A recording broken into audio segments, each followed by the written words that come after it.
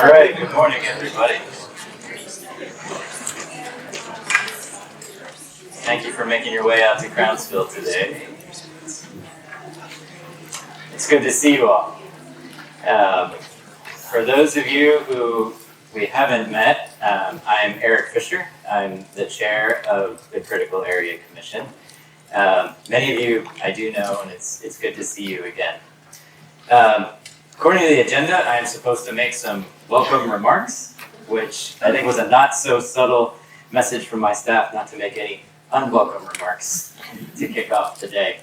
I appreciate your time here today.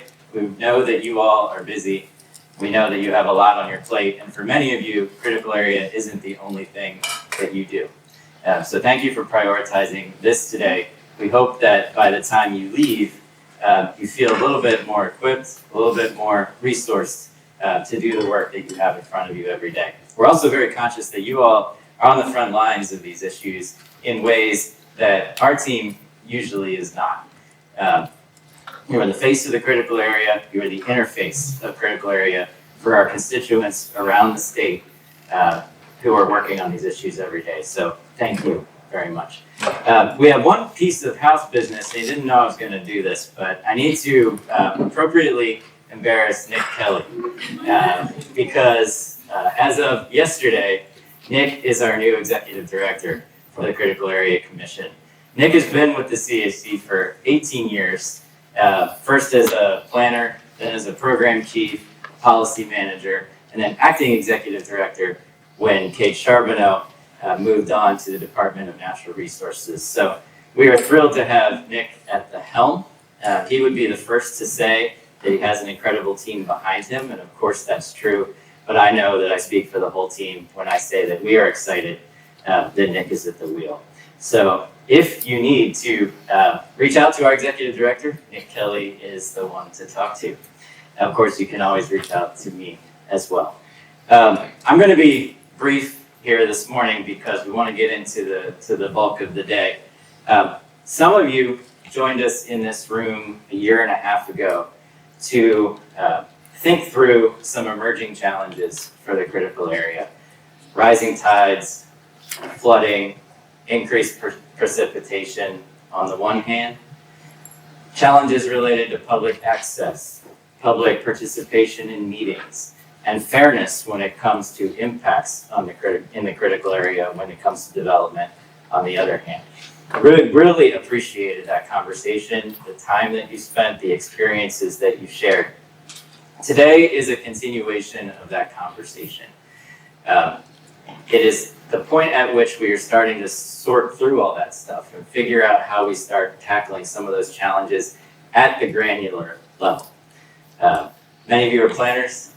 Planners love a process, and this is going to be a process to answer these questions about how we deal with these challenges. We get new tools out every year. We learn more about what's happening in nature every year.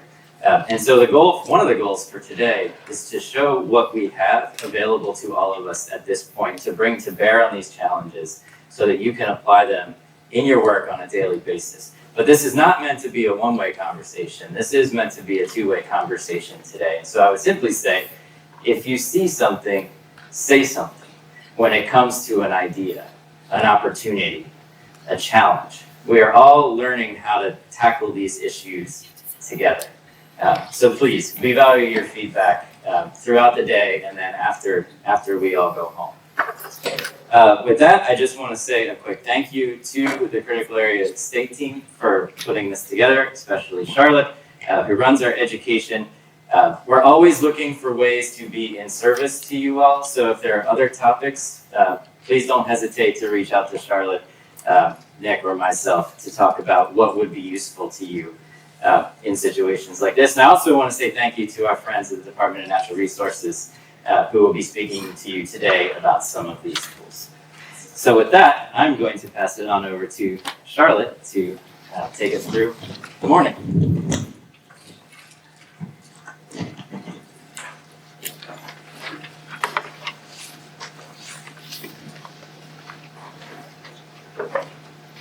Okay, hopefully you can hear me. So just to give you a brief overview of our agenda for the day, Katie and I are going to kick off the morning. You can think of us as like the hype team.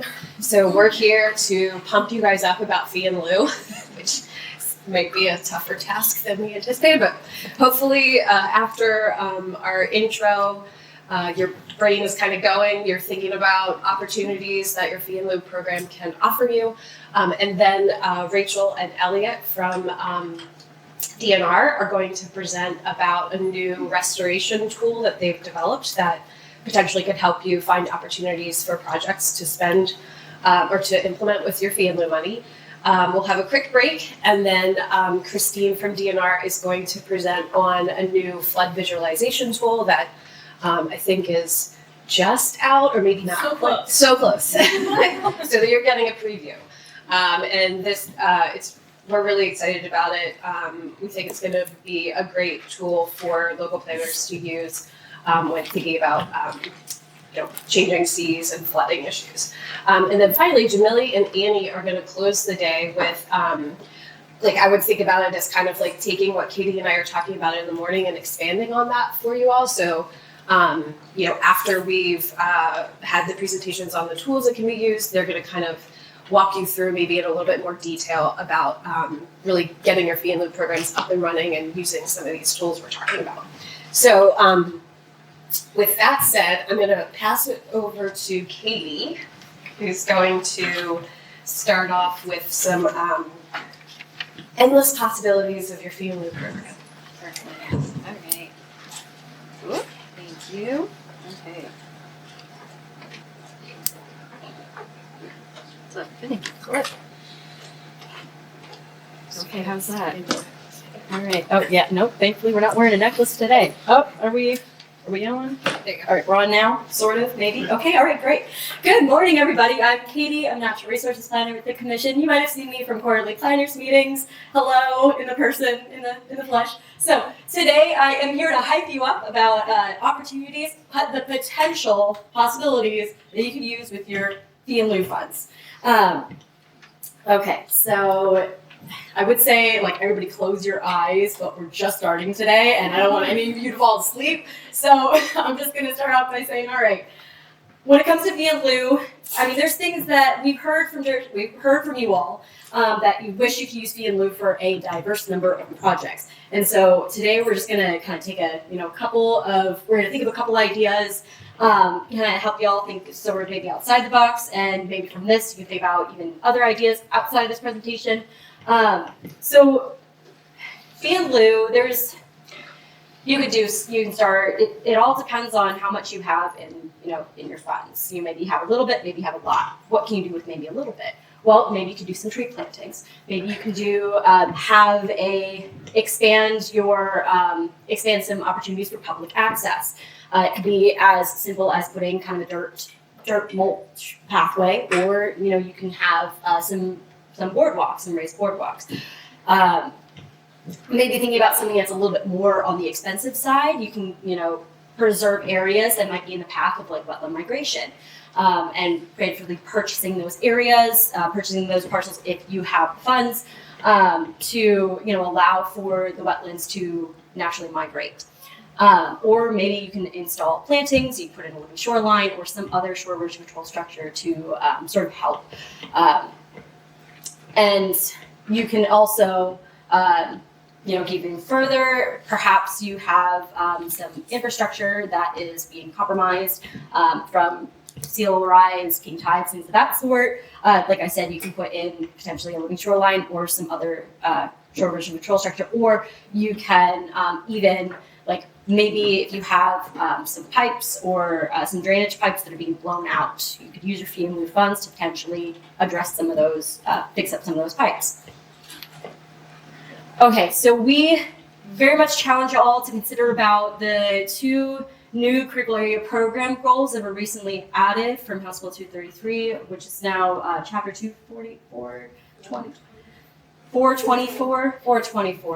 And so that is first, reduce vulnerability to the impacts of climate change and incorporate measures to improve the climate resiliency of the Chesapeake and Atlantic coastal bays and tributaries, and ensure an equitable distribution of the burdens and benefits of development, mitigation, restoration, conservation, adaptation to climate change with the critical area. So really focusing on potentially using your fee and lieu funds for from critical area for a climate resiliency type of project or equity sort of project.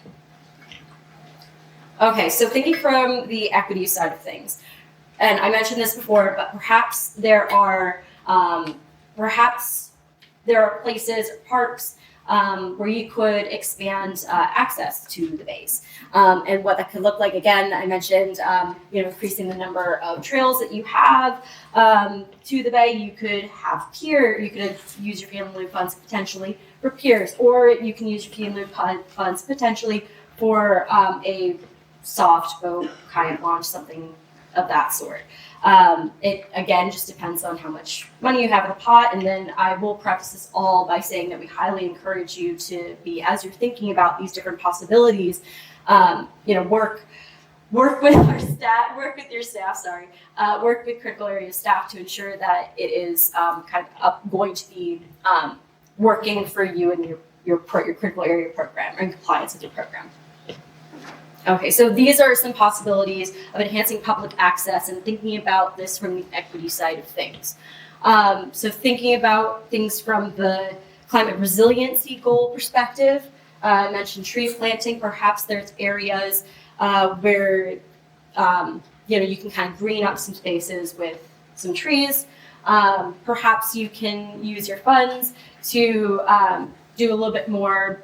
Install rain gardens or bioswales, any kind of stormwater management facility. You could potentially use your fee and lieu funds for that to address stormwater.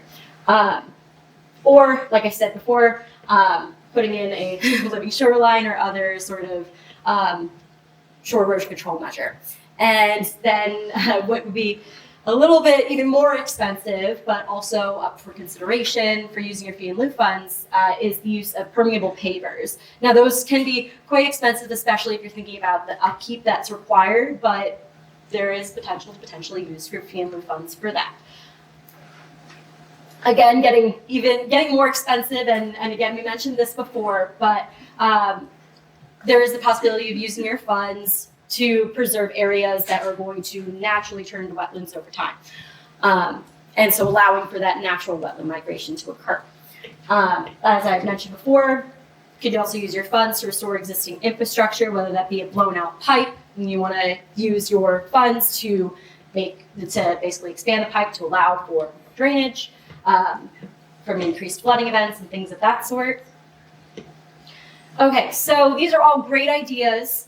But okay, what works best for your jurisdiction? That is sort of it's up to you all. But we encourage you to consider if you have an existing hazard mitigation plan or nuisance flood plan, or you can even look into your comprehensive plan and think about areas that might be, if you're thinking about what to do with your fee and lieu money and specifically where to do it, you could probably draw on these existing plans to figure out, okay, well, one, where are we, determining, or where is more growth expected or happening that we want to preserve, but then also thinking about, the nuisance flood plan, the hazard mitigation plan. Are there areas that are being, that are kind of being compromised or could be compromised that we can support, that we can protect? But you can also draw on some existing online resources. So I'll just dive into those. You might already know what these are, so I won't spend too long on them. But we have Maryland Coastal Atlas, which y'all have seen, which you've probably seen before from a previous quarterly planners meeting. But oh, perfect! Yay! Great, we are kind of up. Okay. So Maryland Coastal Atlas. Fantastic resource with basically shows you, it shows you there's a variety of different layers. I'm just highlighting a couple here. One of the layers is a coastal resiliency assessment. And you can determine areas that are too many of these open. Let me see if I unclick that. Yep, perfect. If I unclick this, great. Let's see if it wants to work for me. It might not want to work for me. Okay. Yeah, all right. That's okay. I think you have to click the coastal resiliency assessment box. Oh, yeah, that would help, wouldn't it? There we go. Okay. This is one of the layers that you can look at on Maryland Coastal Atlas is community flood risks and areas that are very. Whoops. There we go.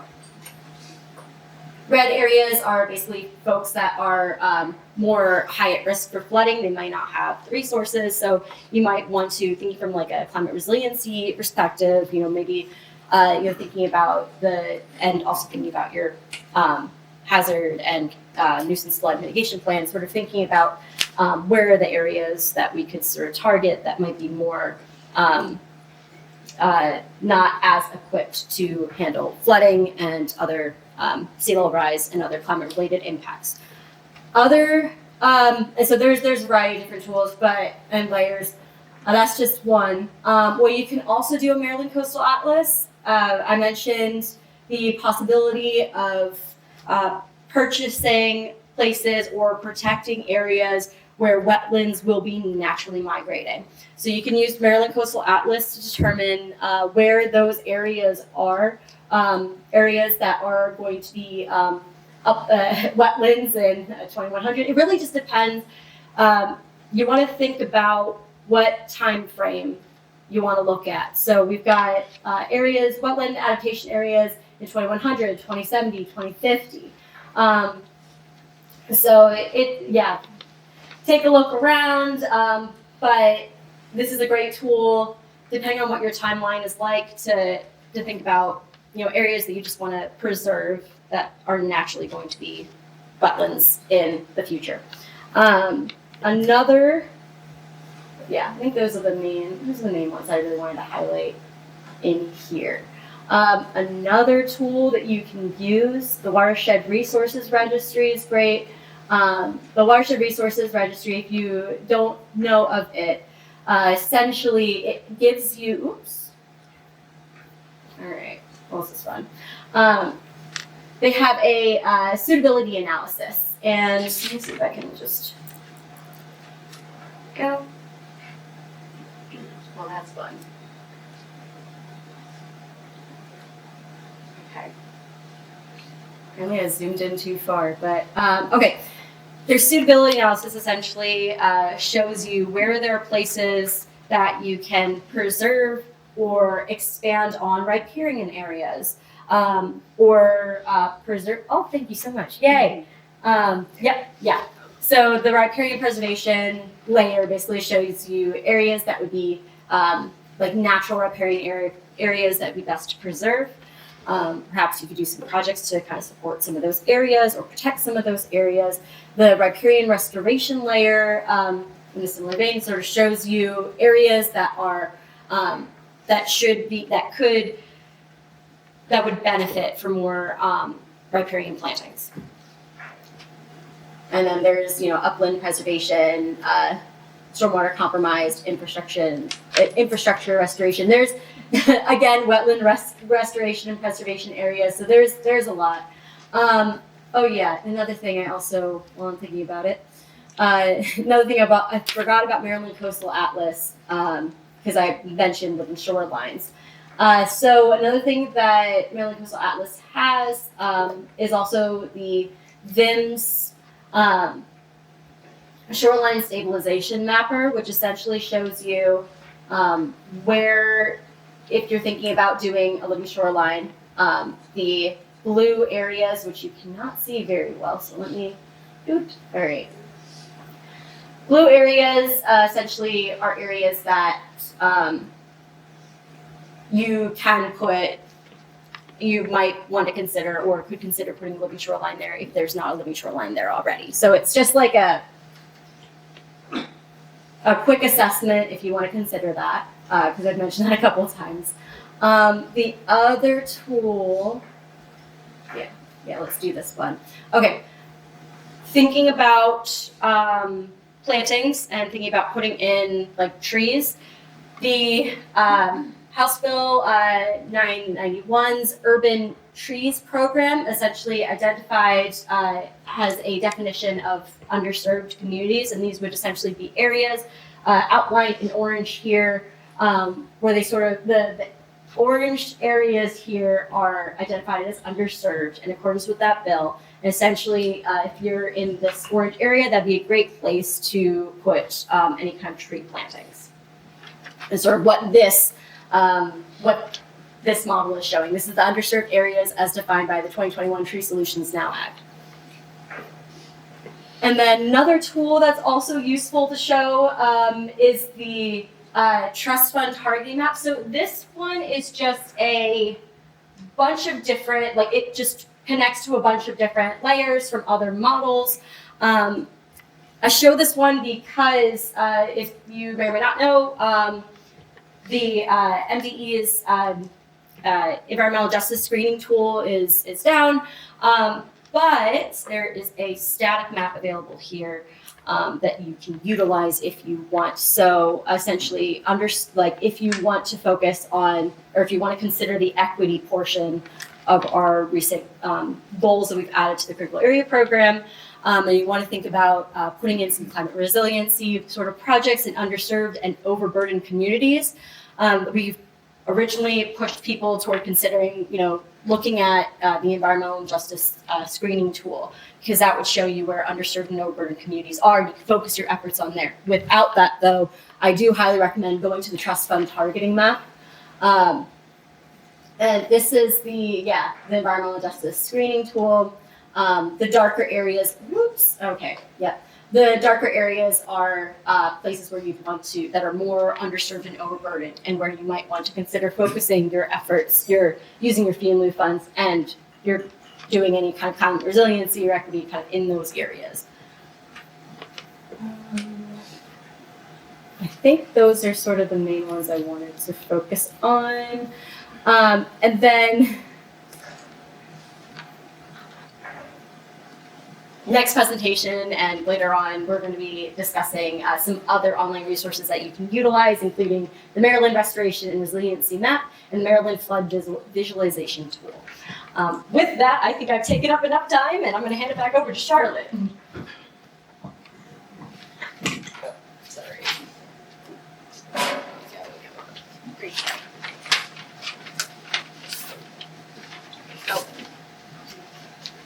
Oh, the clicker. Oh yeah, where did I put the clicker? Here, it's right here. Oh, great.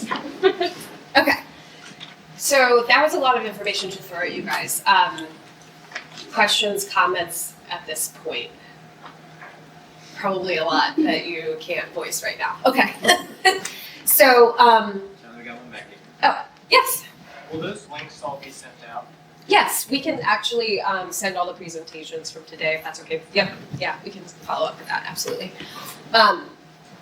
So Katie kind of gave you a lot of ideas and a lot of tools to kind of find ideas for types of projects you could implement with your fee and lieu money. So I'm going to talk to you a little bit more about some of the basics, but Annie and Jamileh later on this morning are going to go into a lot more detail on this. So again, this is kind of a quick overview just to start the day, get you guys thinking about these things.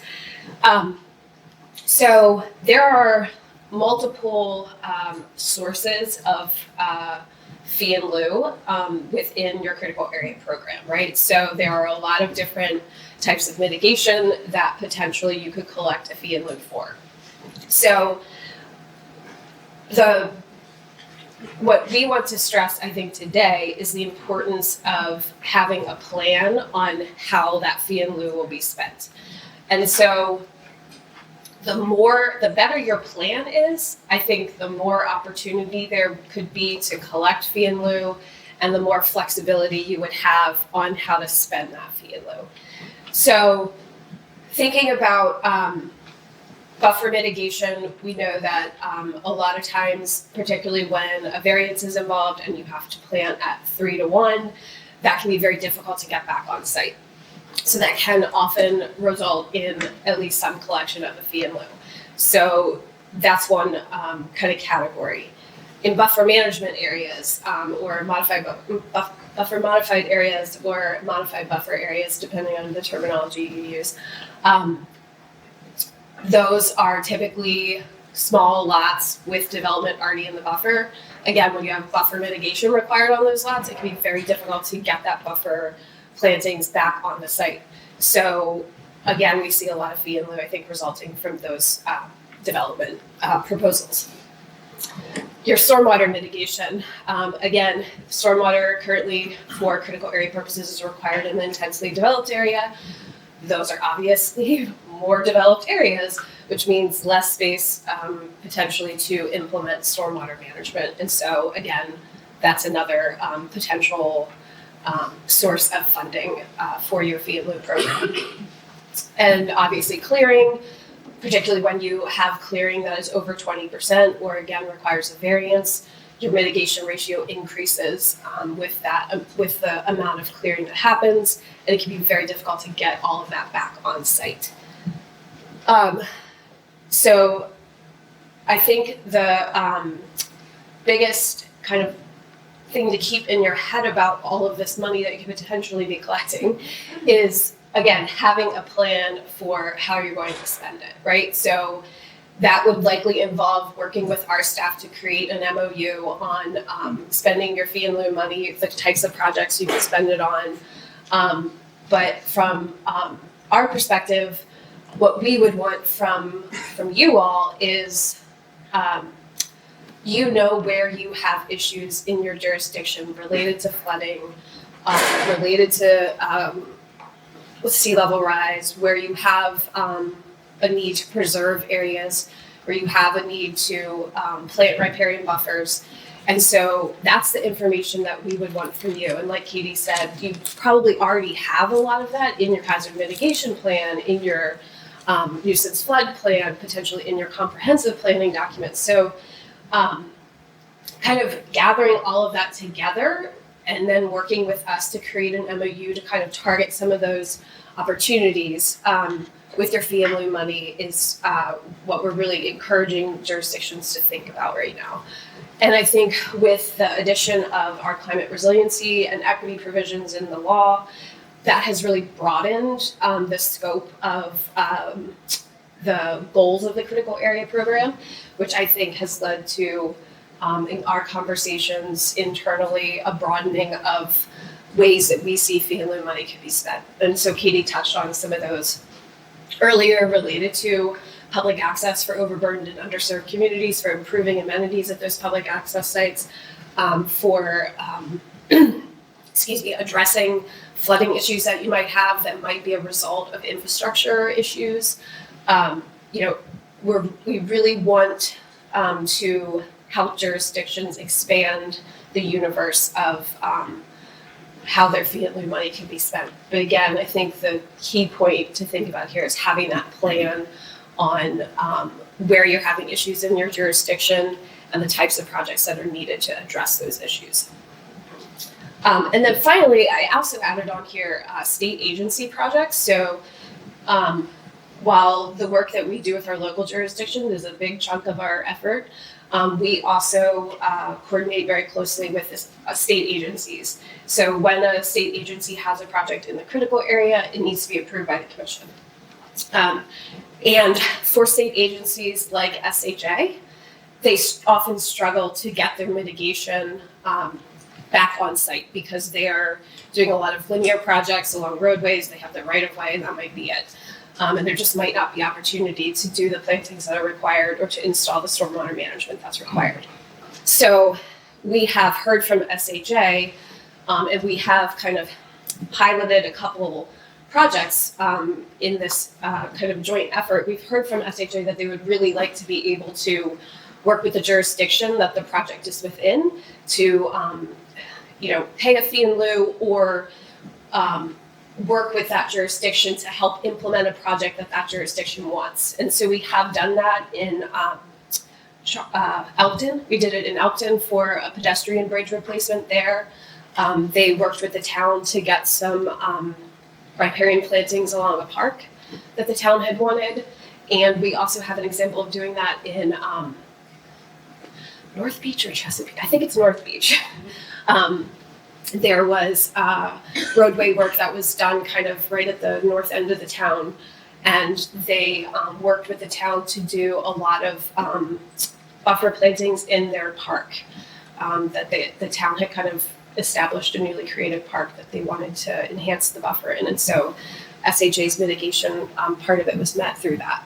So developing those kinds of partnerships with the state agencies when there's a project in your jurisdiction can also help you implement the projects that you might know you need. It's just kind of thinking outside the box a little bit. So I know that a lot of jurisdictions are very nervous about collecting fee in lieu. They don't want to have the responsibility of having to spend that money. I think there's also some potential the perspective of the public seeing a developer just pay their way out of a mitigation requirement. I think that's also, I know we've heard from jurisdictions, a big concern. And so Jamileh and Annie are going to talk a little bit more about that later, but we also are here to help you all. So if you, what we would really like is for you to not view your fee in lieu program as a burden. You know, that it's not, we've collected this money, now what are we going to do with it? We really want to help you spend that money and get good projects in the ground that are going to benefit your jurisdiction. So we are here to help. We are currently finalizing a fee in lieu guidance document. Annie and Jamileh are going to talk in more detail about that later. But that will be a resource for our local jurisdictions when it comes to trying to make your fee in lieu program work better for you. We also, as part of that guidance document, we are working on an attachment that's kind of like a template MOU that we have piloted with a couple other a state agency, and I know some of you work with CBT, Chesapeake Bay Trust, for other fee in lieu collections like Forest Conservation Act and that kind of thing. But the template MOU is kind of like a third-party MOU that can be used between critical area, you as a local jurisdiction, and then a group like CBT to help spend the fee in lieu money. And we've met with CBT a couple of times to talk through like this effort. They are very interested in helping. They have a lot of examples of other partnerships that they have where they've helped jurisdictions spend their fee in lieu money. Like I said, for various things, Forest Conservation Act, I think at least one jurisdiction may use them for their critical area. The Port Administration has an MOU with us and CBT for all of their mitigation needs. So thinking about organizations like CBT that you could basically use to manage your fee in lieu program for you, manage your funds for you, help you. They basically take care of sending out the RFPs for the types of projects. You can tailor that MOU very closely to the types of projects you are comfortable with using the money for. Obviously, as a signatory to that MOU, like we would be part of that process too. So we would be in agreement with those types of projects. Fee in lieu money being used for them. So I know that staff resources, your time, the effort it takes to think about spending your fee in lieu money is a lot. And so this potential partnership with a group like CBT would hopefully take a lot of that off of you all. There might be a little bit more work up front to get the MOU done, but once that's done and the program's up and running, it's, I would say, minimal effort from the local jurisdiction after that point. Also, Katie touched on this a little bit. We know that like some of you have fee in lieu funds that, feels like a lot of money, but when you go to actually implement a project, it's like you realize, oh, that's like half of what I need to actually do something. And so we have also been talking to our partners in the state at DNR and elsewhere about using fee in lieu money as like a grant match. So if there's a resiliency grant through DNR that you could apply for and use your fee in lieu money as a match for that grant application. There's a couple other opportunities out there also that we're looking into that will be within that guidance document that we're putting out. So just, another opportunity to kind of expand your universe in terms of what you can actually do with your fee in lieu money. Is like if you think about using it as a match for, you can get a larger pot of money than for a project. And with that, I'm going to pass it off. Actually, no. I will take questions. Sorry. I will take questions, comments, thoughts. I would love to hear from any and all of you about any of this. Yeah. Are you still sort of working, even with this new guidance, are you still working off the 1/3 of the funds for special projects kind of thing, or has that kind of changed a little bit? Are you being more flexible with that? Or? Yeah, so what we have in working on the guidance document, where we have kind of landed is if you collect fee in lieu for clearing of vegetation, trees in the buffer, outside the buffer, we do have a goal within the critical area program of a no net loss for our tree canopy, right? So we would like to see a replacement at 1-to-1 of that clearing. Any money you collect above that, we are looking at using for, these kind of expanded potential possibilities of types of projects to implement. There is also within our regulations an allowance for using a portion of your fee in lieu for like administrative costs. I think that's capped at 20%. Thank you, Jamileh. Jamileh is our fee in lieu expert now because she's been working on our guidance document. So that is capped at 20% in our regs. So there's also, some ability there to use that for staff time and resources. Again, in our kind of research and conversations, I do think partnering with an organization like CVT, you get an economies of scale there, where your money can go further in terms of like administrative costs and everything. So just something to think about. But does that answer your question? Yeah. Okay. Absolutely. Yeah. How do you determine how much money you can collect from a project? That's a great question. I think that is a topic that Jamileh and Andy are going to be talking about. But right now in our regulations, we currently only have a requirement for buffer fee in lieu, and that is $1.50 per square foot.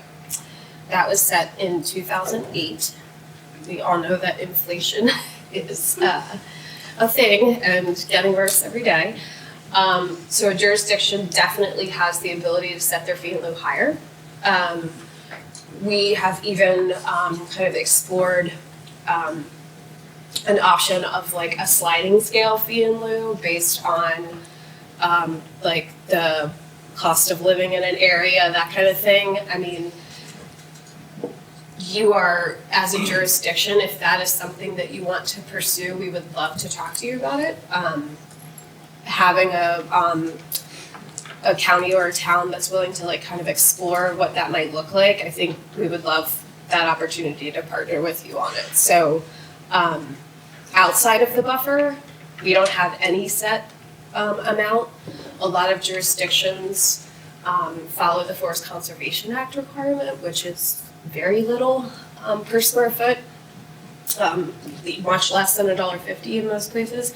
So I think that is definitely another point that jurisdictions should be thinking about is if you really want your fee and lieu program to work well for you, what do you need to charge for the mitigation, Like, what does it actually cost you to plant a tree if we're looking at, that as the basis for a fee and lieu amount? And it's probably gonna cost a lot differently depending on where your jurisdiction is.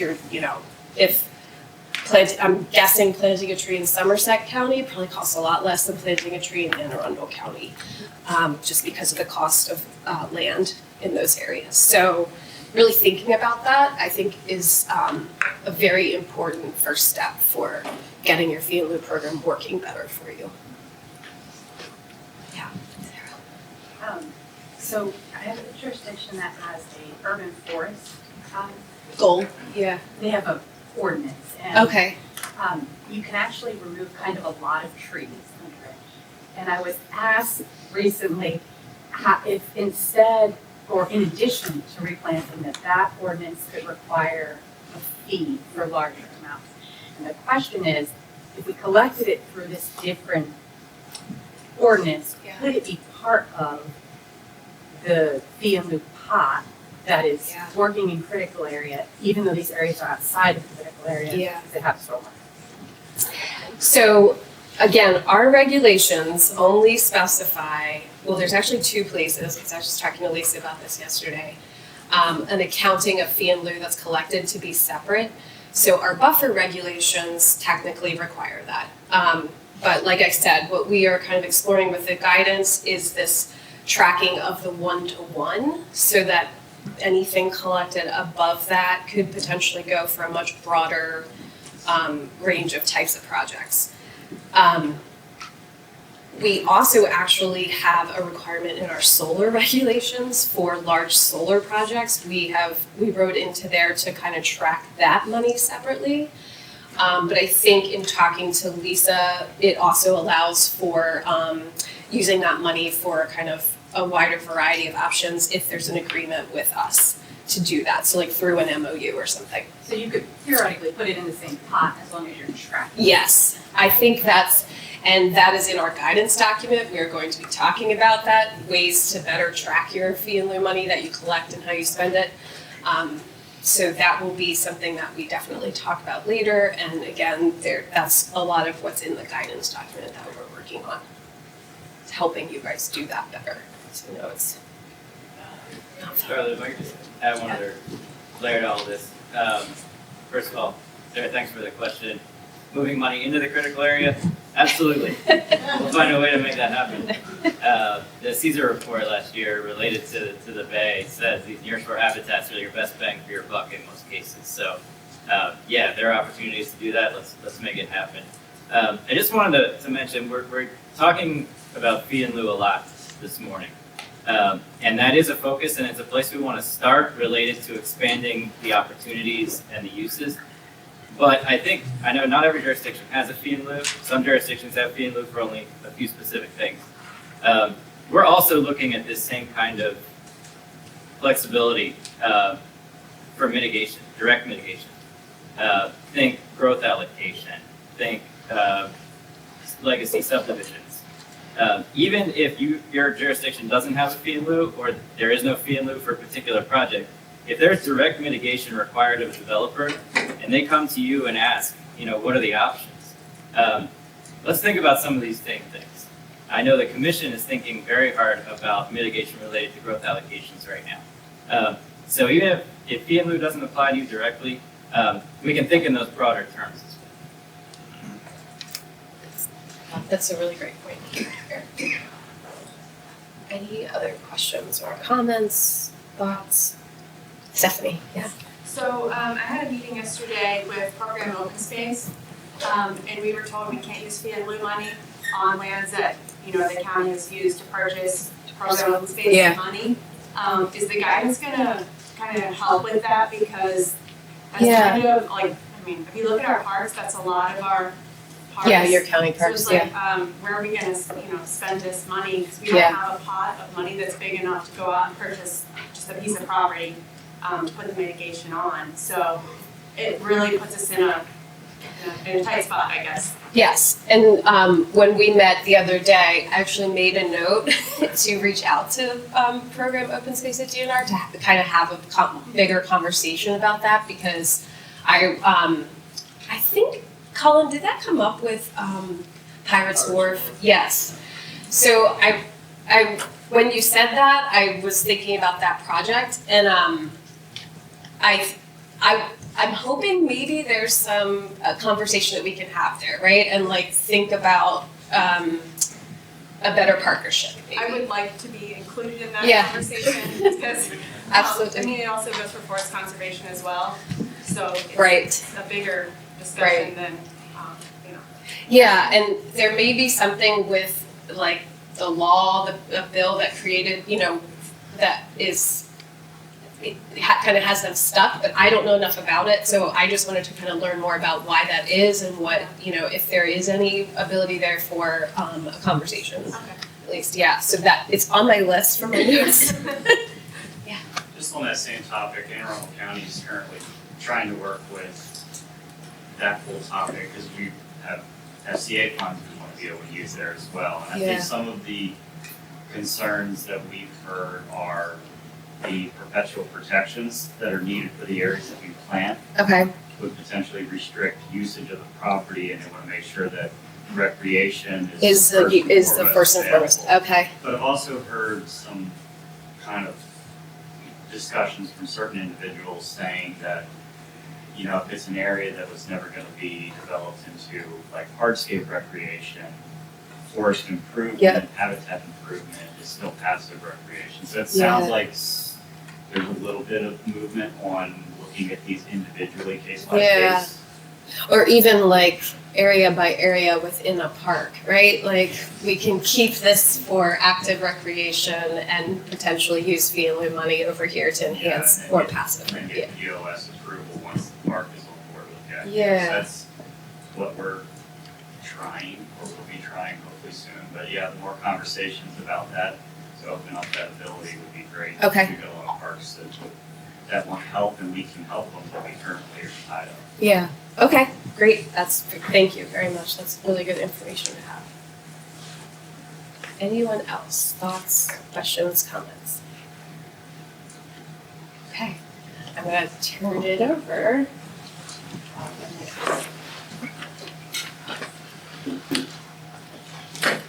Who's next? Who's next? Rachel. And you flex board.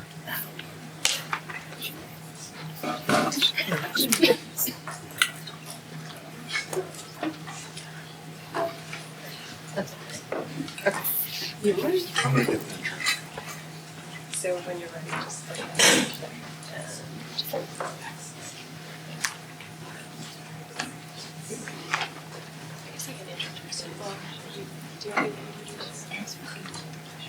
I can do that. Put you on the spot. I can give you.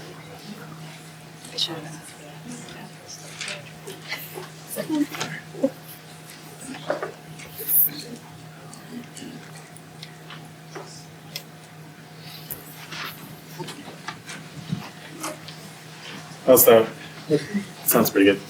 All right, good morning. Thank you very much for having us today. My name is Elliott Campbell. I'm with the Chesapeake and Coastal Service, joined here by Rachel Marks. We're both within the Office of Science and Stewardship. And before we get into it, Chesapeake and Coastal Service is going through a rebranding, so soon we're being known as the Watershed and Climate Service. So I want to throw that out there so people aren't, confused when next week our name changes on the website and everything. But as of now, we're Chesapeake and Coastal Service, and we do a lot of work within the DNR on different types of restoration, climate planning, and then our group does a lot of work around geospatial tool development and curation of our web tools. So we're going to talk to you today about this resilience and restoration tool that we created through a partnership with the Chesapeake Conservancy Conservation Innovation Center. So they're the ones that do that high-res 1 meter land use land cover mapping, and they develop a number of other tools. So we partnered with them to create this new tool. And I know you heard a lot about our existing tools. So, I mean, that begs the question, why another tool? There's dozens of them out there, another website to go to. I know it can be confusing, but there's a few reasons why we wanted to create a novel tool. One of those is that we were able to leverage the latest in the Esri web mapping platform. They're transitioning to a new platform called Experience Builder that has some new bells and whistles. We want to take advantage of that. And then the other big reason is that we wanted to provide a curated experience for the user where we can make it hopefully as easy as possible to perform the analysis and get the information that is useful to prioritize areas for restoration. So we have information around conservation, which we also present alongside the restoration information. So it's kind of ideally what we hope to be a one-stop shop for kind of looking at what your natural resources are, the ecosystem services and potential co-benefits that you could get from doing different types of restoration. That's some novel information that we developed as part of this. So we hope it's going to be really useful, and we're really excited to speak to you today because you are exactly our target audience. We were really hoping that this information can help you do exactly what Charlotte was talking about earlier.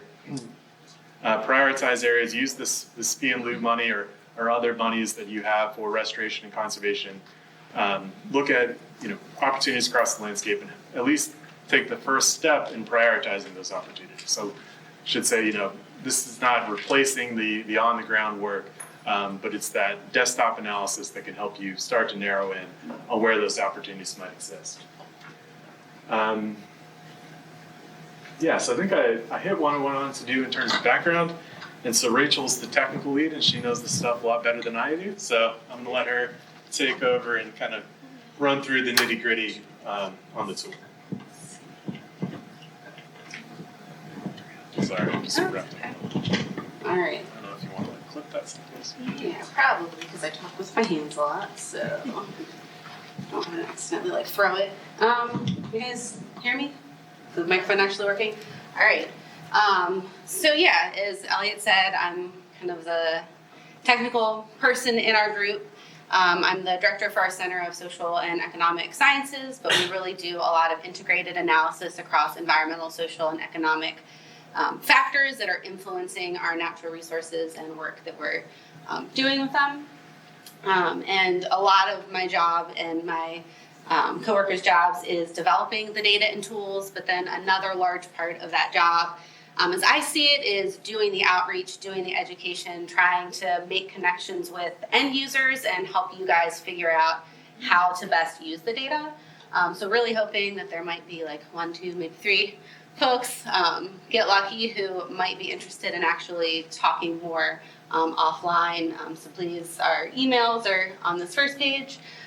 Feel free to reach out and or happy to support any conversations that are happening with Critical Area, because we work directly with them in developing how to use this data at the state level. So really looking to support your work as best as possible. I do have a couple slides here at the beginning. Elliott mentioned our conservation data. Just in case anyone in the room hadn't heard my spiel on this yet, wanted to make sure you were aware of this as well, and kind of tracks with conversations about potentially using monies for conservation purposes as well. So we developed this tool that lives on the Maryland Greenprint web map. That's the parcel eval tool, and it provides a parcel level analysis of 2 groups of data. The first group is a conservation benefit analysis. So we developed a 1 through 5 star score for parcels across the state for a suite of, it's a really small map, a suite of different conservation benefits of interest. So habitat connectivity, rare species and wildlife habitat. They're all listed here. The 2 that might be most interesting for you guys is our coastal community resiliency. So that gives a 1 through 5 score of the existing natural infrastructure on a parcel and how much it's giving a coastal resiliency benefit. So, wave, power reduction, stormwater mitigation, etc., with 5 being the highest score. And then also this future wetland habitat score has actually pulled in our, from the coastal resiliency assessment that was mentioned from the Coastal Atlas, our wetland adaptation area data. And so it's giving a 1 through 5 score to the kind of likelihood that wetland migration might occur on a parcel, 5 being the highest score, and so might be a good candidate to try to preserve land to allow that natural migration to happen. And so you can, and then we have ecosystem services. So we had calculated a suite of 7 ecosystem services. I say 7, there's more in this table because there were actually a number of individual air pollutants.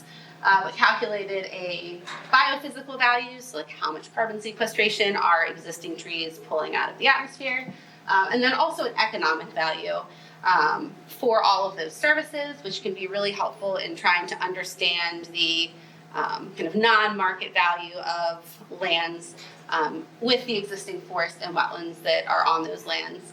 It can help to communicate to folks who might not understand why carbon sequestration or groundwater recharge are really important. Seeing that dollar value can be really helpful, and it puts all of those different services kind of in a same unit so that you can compare and contrast the services that are occurring on a given parcel. And so in the map, you can go in and just click on a parcel, and the map or the tool will bring up this nice report for you, where you can click on the benefit rating or the ecosystem service tab to get all of the information for that parcel, and then also print that out to have a record of it.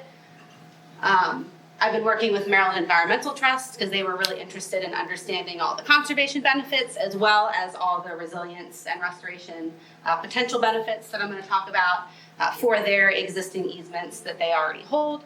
And so this table is just showing for it was about 1,300 some MET easements, what the kind of total economic estimated value of ecosystem services on those lands was.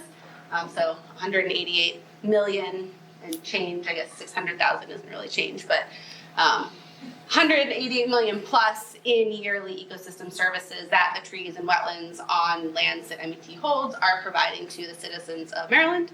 And this is an analysis that could be done on, say, county lands or county parks or other types of areas. Would just, on the technical side, need polygons of those areas and then could look at those. But also in the tool, you can go in and click on individual parcels and get the summary of those values.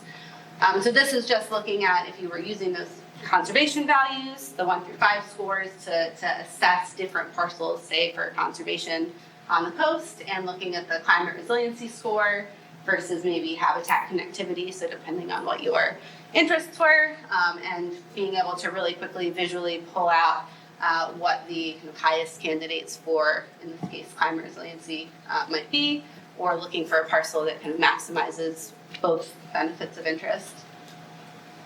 Questions about the parcel eval stuff? All right.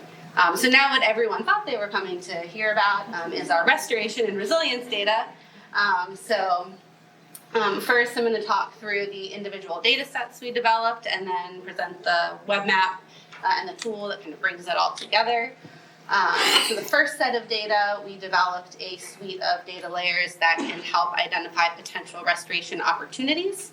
You might be thinking that sounds really similar to the WRR, the Wetland Resources Registry, which was mentioned already. And if you're familiar with that, and in a lot of ways it is similar. We built it to be kind of a complementary tool. I'm the DNR rep for WRR, so really tried to keep in mind how these things would work together. The big differences, if you're familiar with WRR, is that the models in there, so there is conservation and restoration models for each upland tree planting, riparian tree planting, wetland restoration, and stormwater mitigation. All of that data, all of those data layers were built using the Chesapeake Conservancy's 2013-2014 land cover land use data. And it's still great data, still a really fantastic tool to use. The data that we have here was built using the newer version of the Chesapeake Conservancy's land cover land use, so 2017, 2018. So the information feeding into it is slightly more current, would be one big difference. So we did four different models for restoration opportunities. We looked at tree planting, riparian tree planting, and then we looked at inland and coastal wetland restoration opportunities separately. For tree planting opportunities, we leveraged some existing work that the Chesapeake Conservancy had done in developing a plantable areas layer as part of the Maryland Forest Technical Study.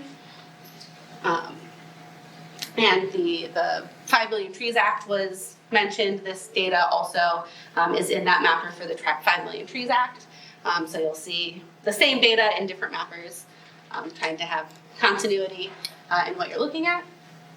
So what this data does, here you're seeing Anne Arundel County. The two smaller images are MET parcels, the little orange polygons. And the green areas are all of the areas that were identified as plantable in that plantable area analysis. And what we're showing on this map, we're looking at areas greater than 1 acre contiguous to do planting, but you could set different thresholds to meet the criteria that you're looking for to identify plantable areas. The one thing to note in this layer is that it doesn't include agricultural areas, so there aren't going to be any ag areas that were flagged as plantable.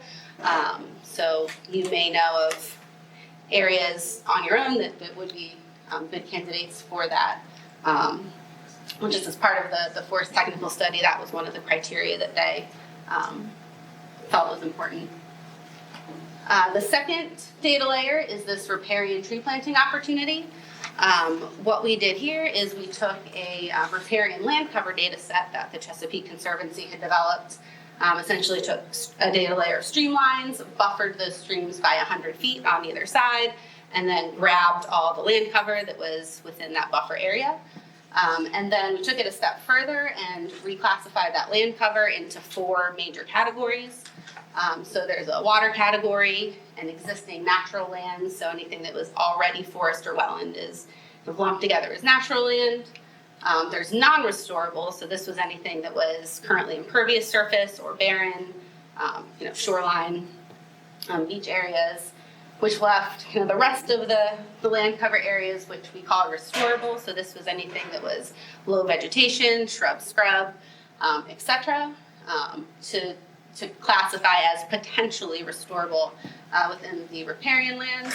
That said, as Elliott mentioned, this is always kind of the first pass, and you would want to then go and look at what's underneath of the GIS data and make sure that it is actually an area that is a good candidate for a reforestation or a wetland creation.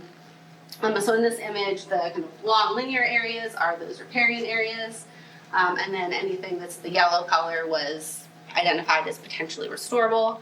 And again, just zooming in to see for those 2 existing MET parcels, what were the opportunities in those 2 areas.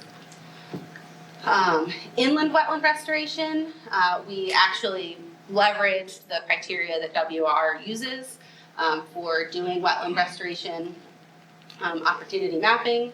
And those criteria were mainly looking at soil type, so is there hydric soil, size of the parcel, and then existing or prior land use. So was it at one point a wetland? What is it currently being used at? Would it be viable to do a wetland restoration there? And then for our coastal wetland restoration opportunities, we leveraged data from the SLAM model, the sea level affecting marsh model, and we had data from the years 2050, 2070, and 2100.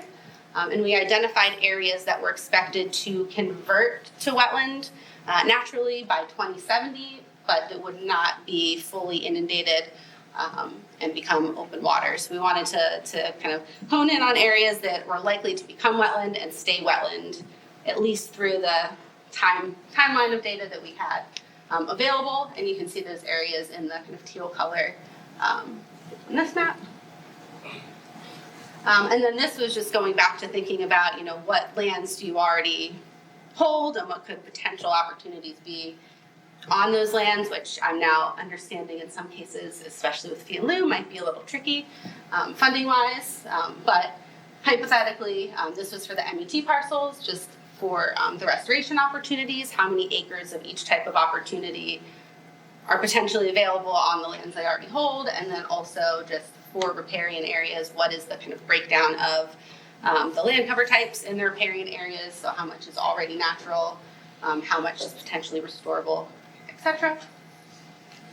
Then we wanted to look at what are the potential co-benefits of doing restoration in these areas that we've identified. So we looked at carbon sequestration, air quality, wildlife habitat. I can't remember if I left the watershed in there. So for carbon sequestration, we first looked at the actual potential amount of carbon that could be sequestered if you planted trees in a given location. We used, University of Maryland has a pretty sophisticated model that looks at carbon sequestration in trees. It's what underpins Maryland's Greenhouse Gas Reduction Act forestry goal calculations, and so we use that here as well to look at how much carbon trees that are planted could sequester over a 30-year period. Obviously, larger planting opportunities overall are going to have a larger carbon sequestration potential impact, but other site conditions such as soil types can drive more or less growth and sequestration. And so you can see, again, for those two MET parcels, the areas that are darker, so the greens and the blues, are areas on those sites that would have the highest carbon sequestration potential. This is looking at wildlife habitat. So these are areas that aren't currently forest or wetland, but that are close to existing forest or wetland or green infrastructure. That would increase the score, and then areas that are closer to developed lands decrease the score of potential wildlife habitat. And then air quality. So looking at, based on the U.S. Forest Service I-Tree landscape model, the removal rates of different pollutants, and then the economic value and avoided health impacts of air pollutants in these areas. Questions about all of that data? I feel like I'm throwing a lot at you, but as I started with, always happy to have ongoing conversations if any of this piques your interest, to talk through it again, talk through it with your groups, think about how to use it.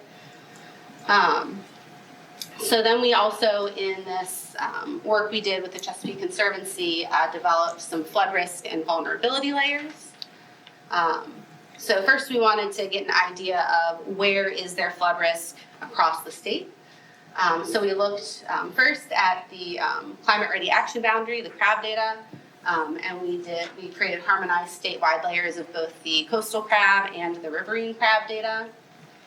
We pulled in MDOT's mean sea level 100-year storm depth data, as well as MDOT's nuisance flooding data, to kind of create a composite layer of where all flooding is expected to be happening across the state.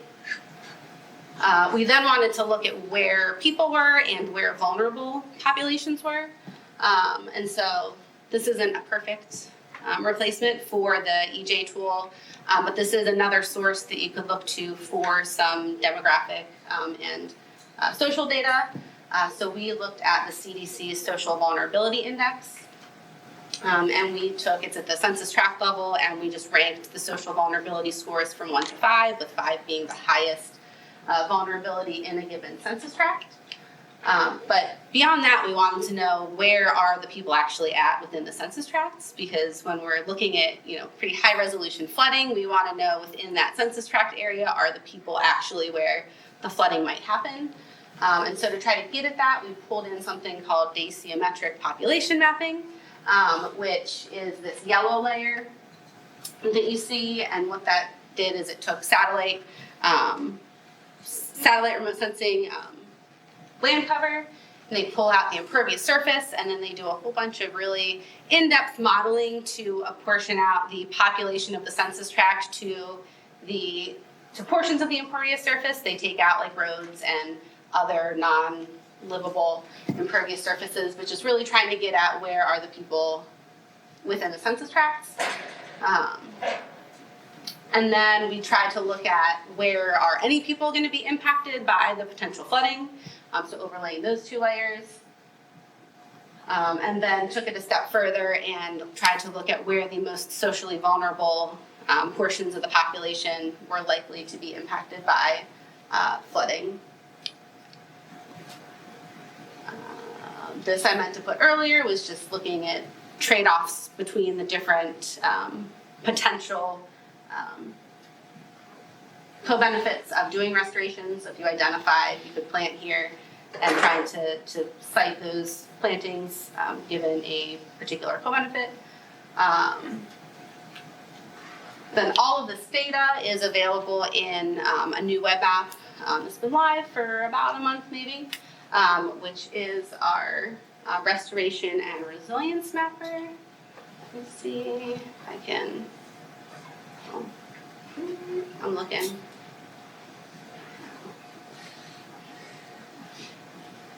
What is this?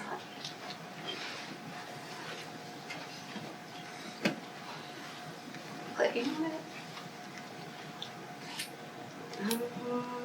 Alright.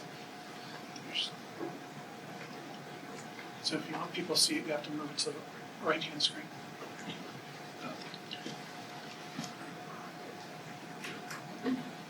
Right here. So do you have a link?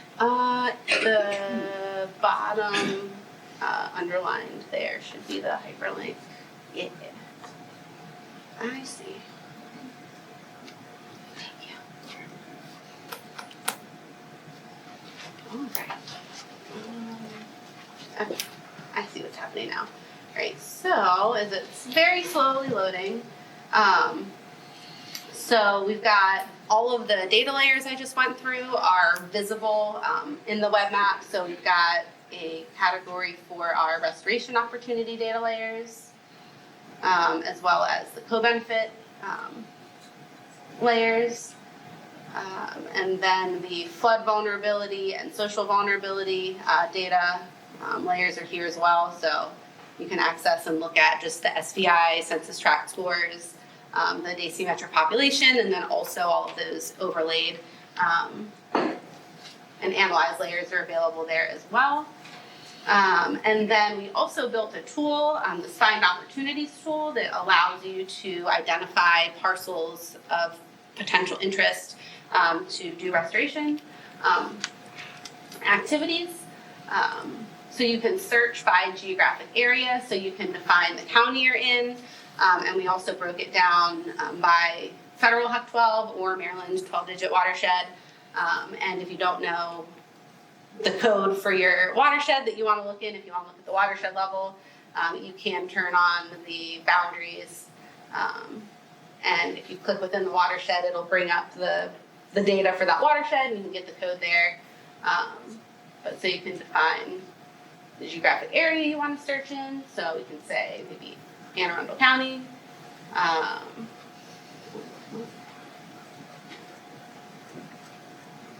You can define the type of restoration opportunity that you would like to do, as well as if there's a minimum size of restoration opportunity that you're looking for.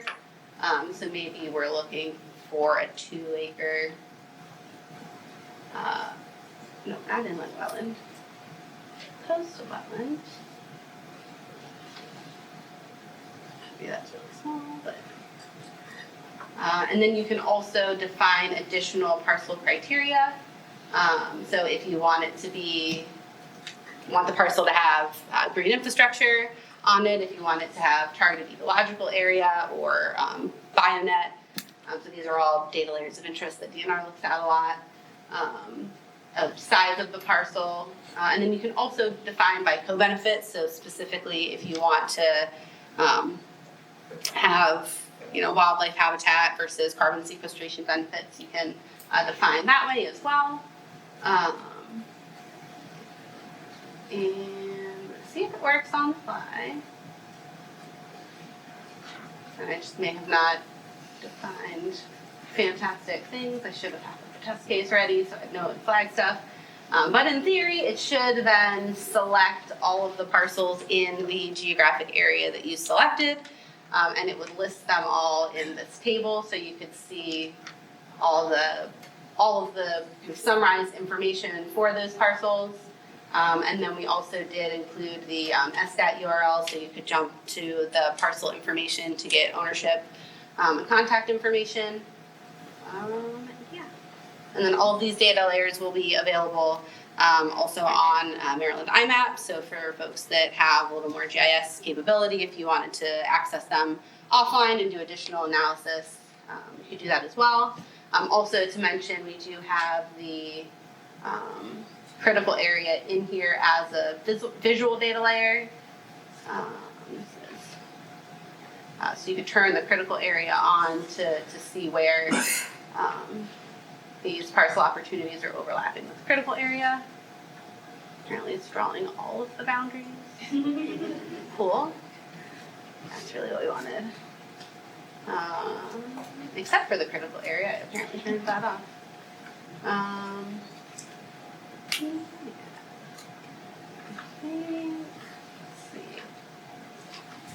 That is the meat of what I had to talk about. If anyone has any questions, if that was just a ton of information and your brains aren't sure what to do with it, that's totally fine too. But happy to discuss more after the fact. The coastal flooding rate was spoke about. Did this 2023 sea level rise projection, is that incorporated into that coastal flooding layer? Would that data inform, I guess, what is being shown on that? No, we used the crab and then we used some older data, we used the flooding and a storm scenario. So the 2023 sea level rise wasn't available. Thank you for that. Yep. It's just a follow-up, you mentioned to harmonize the coastal and riverine flooding model. So what does that mean? Is it just like join together, like you say, harmonize? Oh, So I know they don't yeah. do each other. Yeah, so on a technical side of things, the only crowd data that I could find available was on a county by county basis, and they were all of different pixel resolutions for the raster data, and some were in different projections. So it was just a matter of getting all of the data to be in the same resolution, the same projection, and then patching it all together to make one cohesive data layer for the entirety of the coastal area and then the entirety of the riverine flooding area. Thank you. Which sounds boring, but was really exciting for me and some other folks in our unit that always are looking for one statewide crowd layer. So that exists as well. Thank you. Any other questions? All right, if not, I believe, I don't want to say we have a break. If we don't have a break, we'll get everyone excited. It's really.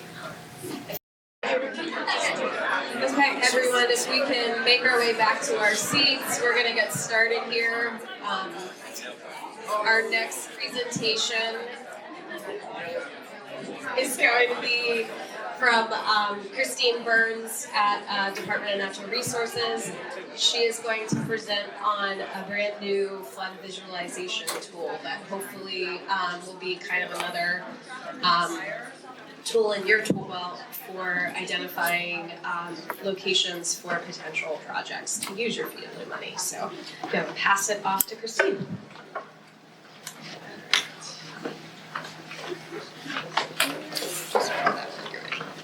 Push it. Yep. Oh, can you hear me? Can you hear me? Yes. Okay. Okay, so I am going to talk about the Maryland Coastal Flood Explorer, and we're calling it a sneak peek because we were really hoping it was going to be live today. It's so close. I'm like, hopefully the next 24 to 48 hours, and we'll have it up and running. But it's just not quite there. And the goal of this tool is to provide high-resolution flood visualizations. And before we dive too far into the tool, I wanted to give just a little bit of background on why we developed this specific tool. At the Chesapeake and Coastal Service, we have the Grants Gateway, which I'm sure many of you guys are familiar with. And through one of the funding pathways, we were getting very regular requests for community-specific flood visualizations. For example, this one for Anne Arundel County, the one for North Beach and Chesapeake Beach, and each one of these was coming in at around 50K. So there was clearly a need for that kind of higher resolution flood data. And we know that flooding is becoming a larger issue throughout the state. So we kind of had two thoughts going into this. One is that we could even the playing field. Not every community has the bandwidth to be applying for these grants and managing these grants. And we wanted to make sure that we had data that was available to everyone. And it was just kind of more efficient to do it at a statewide level. So we applied for federal funding through NOAA's Project of Special Merit to do flood visualizations for the whole coastal zone. And we know there are already a lot of tools out there doing flood visualizations. Despite the fact that we have the Climate Vulnerability Viewer, we've got the CRAB data, we've got NOAA's Sea Level Rise Viewer, which is pretty incredible. Coastal Atlas has flooding layers. We've got Climate Central's Coastal Risk Screening Tool and Maryland My Coast, but we were still getting all of these requests, which was kind of cueing us in that these weren't quite covering what people were needing for their local planning efforts. And maybe I should add the resiliency mapper up there as another tool. But so these weren't quite covering the needs of communities to plan for climate change and for sea level rise. And so we kind of started with these when we were thinking about what's good and what's not, and what we would want to see in this new flood visualizer. So the gaps that we're hoping to fill, number one is that the Coastal Flood Explorer is going to be a higher resolution tool, both vertically and horizontally. We will be visualizing high tide flooding, as well as showcasing some historic flood thresholds from major events like Sandy and Isabel, as well as some of the high tide flooding events that we've had in the last couple of years, like the 2021 October high tide flooding. We wanted a simplified user experience, and we wanted to build off of the sea level rise projections. So I think there was a question about that over here. These are using the Maryland sea level rise projection numbers. So the guidance from UNSEAS comes out every 5 years. The most recent projections were 2023. And in that document, they have 5 different scenarios, which kind of range from doubling emissions from current day to meeting all of our goals. And we went for the middle one. That's the one that is recommended as the most realistic. It's based on our current commitments. And it's what we have also linked to in the sea level rise guidance document as the one most appropriate for planning. So that is the medium tolerance for risk. The sea level rise guidance will take you through, if you're not familiar with this document, it takes you through a worksheet where you can identify the tide gauge that you should be using, your risk tolerance for the project that you're trying to implement, and then what number makes the most sense. This tool highlights that medium number, but you can visualize any of them. So the nice thing is we've got it called out that your 2050 number, if you're using medium risk tolerance, is right here. But if you're like, for my project, I'm willing to accept a higher level of risk, this is a park, it's okay if it floods or something like that, then you would just consult the guidance document and pull your number for the higher, and then move the slider bar to that point. So it's a flexible tool in that sense. DNR has been working with the Eastern Shore GIS Cooperative out of Salisbury University to do the modeling and tool development. And then we've been working with the University of Maryland Sea Grant and Sea Grant Extension to do outreach materials and get kind of the background information we needed for the tool. So to start things off, ESRGC did a lot of background work on those other tools that are available for flood visualizations in Maryland. And they interviewed about 10 technical experts, some from Maryland, and then specifically from Virginia and New Jersey, where other tools of a similar nature have already been developed, to get an idea of the kinds of things that they should be considering. And then Sea Grant did a series of focus groups. Maybe some of you were involved in one of those. The first focus groups were, I believe, last April. And in those focus groups, they talked about the NOAA Sea Level Rise Viewer and then 2 other non-Maryland sea level rise viewers, and what people liked, what people didn't like, and what were the things they really wanted to see out of this viewer. So they did that last April, and then they did a check-in with those people who had been part of that first focus group to show them mock-ups of the tool this fall. It was like October, I think, and get some feedback on how well the mock-ups were meeting the goals set forth in those kind of first round focus groups. And they have done some interviews as well. These are some of the features that kind of bubble up as really important for the tool. People wanted that slider bar ability to really be able to move the water levels up and down. They wanted 6-inch intervals for that vertical resolution, and to be able to show the historic events. There was kind of 2 camps on the data front. One person specifically requested one tool to rule them all, and I get that with Coastal Atlas and Crab and all these other tools out there, it can definitely get a little confusing. But a number of other people mentioned that it can kind of be overwhelming to open some of those tools and see 50 different layers that you could turn on. And so we've decided to curate the data in this tool, but we've included the ability to add layers yourself. So if you don't see the data layer in there that you are looking for, you can add it via a web service link or upload like a JSON or KMZ shapefile, those kinds of things. We will be able to search by address in the tool, and we are developing a number of training materials right now. So you guys are getting the sneak peek. This is our first show of the tool outside of kind of our internal crew. But we are working on case studies and videos and all of that kind of stuff to go along with it so that it's not overwhelming to approach it. And we already have a very long list of things that we'd like to see in version 2.0. There's some things that we just couldn't get done with the time and funding that we have set aside right now, but we're aware of those and we are cataloging them all in our methodology and already thinking about what could be done in our next version. And I'm sure once you guys all get it in your hands and start playing around with it, you are going to have lots of suggestions too. These are some of the ones that are on our radar right now. The tools in feet, that was what we were kind of told was most useful for most people. But I know many people have already asked me, well, when am I going to be able to switch it between feet and meters? So it's on the list. We are able to show the location of our MyCoast data, but currently you just see a pin mark for it. You don't actually see the photo that was taken at that spot. We want to improve the data upload abilities.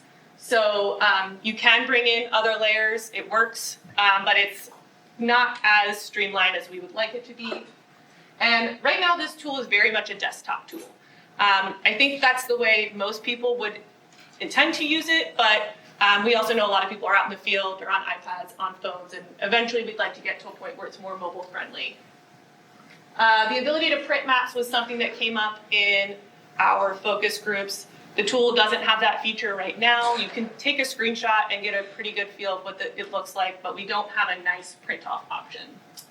And another area is we'd really like to be able to improve some statistics calculations from the data that's in the tool so that if you were looking at parcel data and changing the flooding levels, you would be able to say, oh, I can see that 15 parcels in this area are being affected.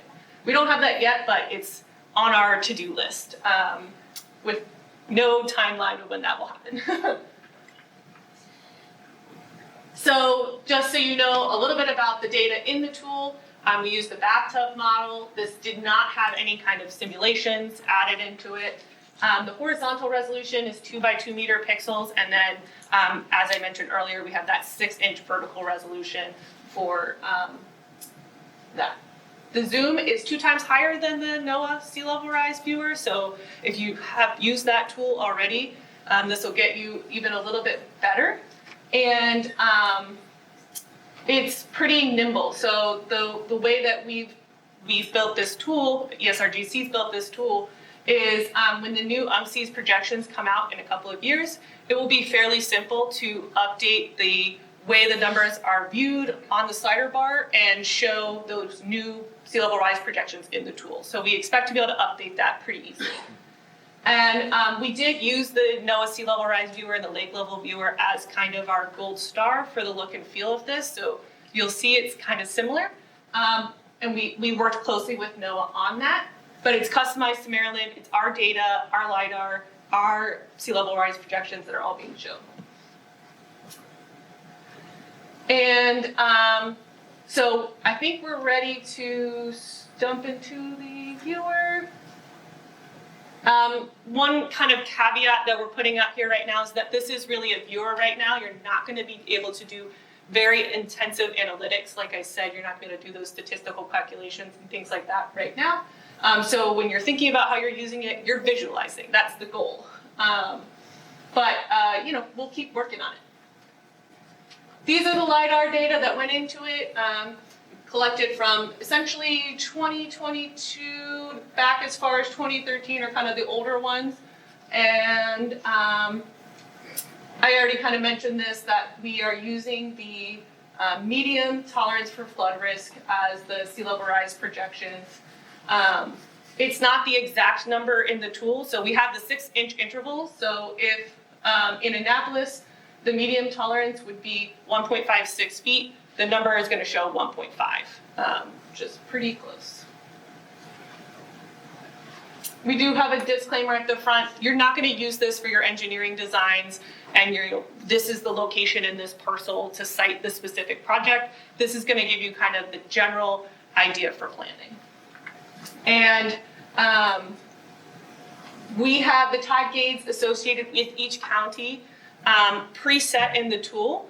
If you get in there and you're like, for this area of my county, I would rather use this tide gauge over another, you're actually able to override that. So this is kind of the preset, but you have that flexibility built in. And I'm just going to go ahead and jump into the tool. These will be my backup if I can't get it to work.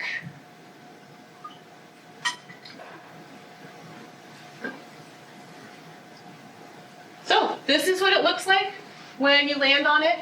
This is the development version, but the URL will be mdfloodexplorer.org. That's in the presentation, so when Charlotte shares the slides with you, you'll be able to access that. And I've actually linked the development tool in these slides for now. So if you get really, really excited about this and you want to try it when you get home, you can do that.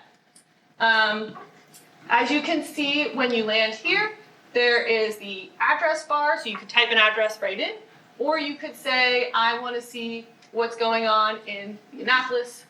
And is this big enough? Should I try and zoom in just a little bit? Let's see if I can. Will this throw things off? Is that better? Yes? No? Okay. So, this brings me to the Annapolis area generally. To orient you on the page, so here's the slider bar right here. If I want to visualize the sea level rise, I can just increase it. You'll start to see the water coming up. Maybe I should zoom in a little bit. But I can also click on a specific year. So if I want to come here and see 2060, I just do that, and it'll back down to the 2060 levels, 2100 levels, and very easy to pop around. We also have a graph up here at the top, so you can kind of move along and grab your number from the graph. You can also pop between different tide gauges by navigating along here. If you ever need to get back to the splash screen, you just click up at the top on the DNR logo, and it'll take you right back to that front page. So that was just sea level rise. If you're interested in looking at high tide flooding with sea level rise, then you would come down to this next one. And I'm sure it's going to be really hard for you guys to see, but we have put in sort of current sea level plus major, minor, and moderate flooding. This is based on the National Weather Service data. And we have that for kind of right now, 2050 and 2070. So you can click between those and see how the water level changes sort of under current plus major flooding. That would be 2.46 feet. That's what we've got here in the Dorchester, Cambridge area. Could come up to 2050, and you'll see those numbers start to change. And then we also included those historic events that I mentioned. So we've got Hurricane Isabel, and that was in this area 4.14 feet. January 2024 flooding, that was sort of middle of January last year, if I recall correctly. We have October 2021 flooding, and then we have Superstorm Sandy. And you can, like I said, very easily click through those to see that. One thing I forgot to mention when I brought you here is this is kind of our background information. So we have this FAQs area which run you through kind of the basic functions of the tool. This using the tool here is what's going to take you to the case studies once we're finished developing them. We have background information on all of the data modeling, so if you're a data nerd and you want to really get in there. Information on the flooding scenarios. We have the kind of some stuff pulled from the sea level rise projections. And then feedback, we're just directing you to our email account on this. The other things that we have up here, we've got the legends, and that will be adjusted as data layers are added. And then you can also, if you're into light mode versus dark mode, you can toggle back and forth between those. So I mentioned this is currently showing the data based on the Cambridge tide gauge. As I start to navigate through the tool, let's see if I come up over, this little pop-up comes up that says you are now leaving the Cambridge area and entering the Annapolis area. And if you, again, are like, no, I want to stay with the Cambridge water levels, then you would just say retain local water levels. But if you wanted to just take the kind of suggestion, then you would apply the local ones, and it would adjust what you're viewing to reflect the numbers from the Annapolis tide gauge. Some of the, let me zoom in a little bit here so that I can show the next bit. All right. Some of the features that we've built into the tool are that you can measure depth. So if I come and click this feature on, if you drop a pin right there, it'll tell you what the depth is. And I can actually have multiple clicked and displayed at once. And then I can come in here and adjust this. And as I switch between years, you'll see the number on the depth change for that location. You can turn individual ones off. So I'm like, oh, maybe that one's not helpful and that one's not helpful.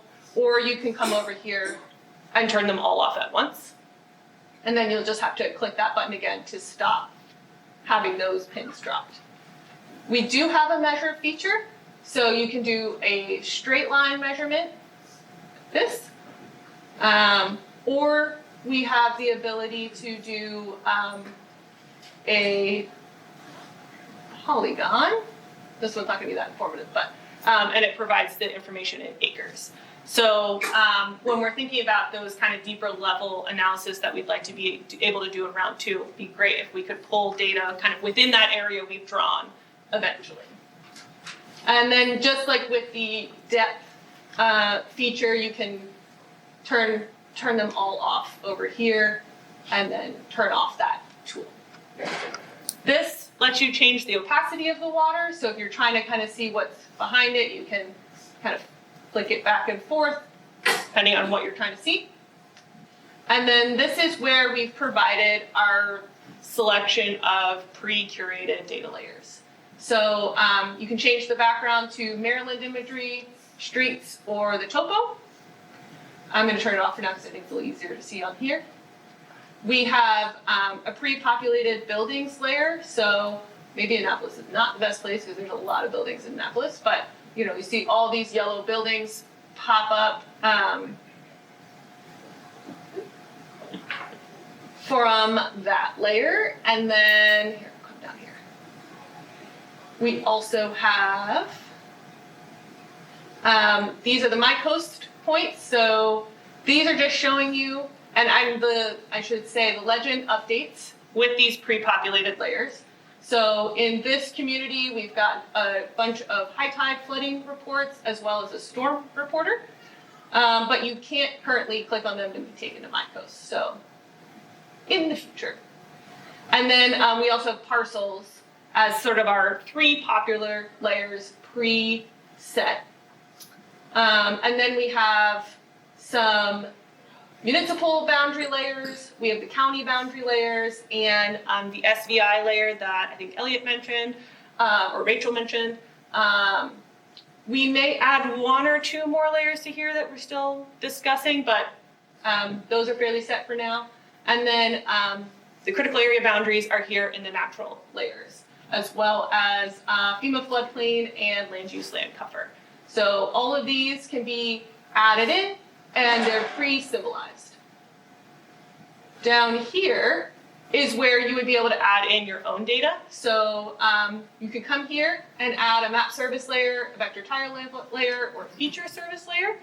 And as part of the case studies, we've been thinking about what kinds of additional layers we as the state might offer as service layers that you could easily, from the case studies page, pull into here. So we've been working on some critical infrastructure layers, schools, libraries, hospitals, emergency stations, those kinds of things. And we'll have all of those as links so as to not overwhelm what's pre-populated in the tool. If you think you're going to want that layer, you'll be able to pull it from our page. And then, as well as any layers that you guys publish as a service layer could be pulled into here. And then this is where you would upload a file if you have a GIS file specific to the community that you're working in, your county or municipality, that you want to see some very specific information. You're going to want it pre-symbolized to be what you're really focused on, because you're not going to be able to come in here and change colors and all that kind of stuff. It's going to show up as kind of the shapes on the map. So you'll have to keep that in mind. And then, so those are kind of the main features of the tool. I feel like I meant to say you can feel free to interrupt me and ask questions as we're kind of going through this. I'm not sure if anything has come to mind yet. Yeah, go ahead, Charlotte. So you talked about some of the other layers that you're going to hopefully be with. Any plans for public access being one of those? Thinking off the top of my head, I feel like that would be. I'll have to check. We have about 15 layers that Dylan has already pulled together, and I can't remember if public access is one of them or not, but we can definitely add it to one if you think that that would be really useful. Anything else? Okay. Just trying to think if there was any other features that I wanted to show while we were in here. Nothing's coming to mind. Let me see if there's anything else I queued up for myself in the presentation. So we have the tide gauge specific sea level rise, high tide, and historic flooding events. Let's see.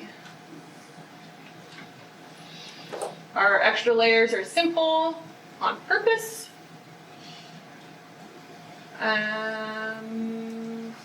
So this is the one linked at the top of this slide that you'll get. That's the development tool, since we don't have the other one available to you right now. But then the future website for the tool is mdfloodexplorer.org. And I have instructions sitting in my email right now, hopefully, on how to get it across the finish line. So it could be done very, very soon. And we tried to pair this with the information in the sea level rise guidance document. So if you have been in that document before, there's a worksheet at the back end of that walks you through selecting everything. And so I'd really recommend going into that if, as you're thinking about projects, and using that to kind of help you pick your numbers before you come into the tool. Oh, and then if you are a data person and you want to do some deeper analysis and the tool is not doing that level, we are also offering all of the flood layers from the tool as ArcGIS surface layers. So you will be able to download the data and pull it into your own mapping software if you'd like to. And they're actually provided right here.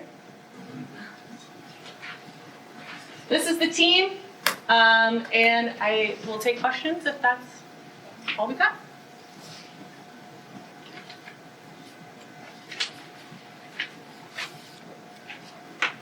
All right.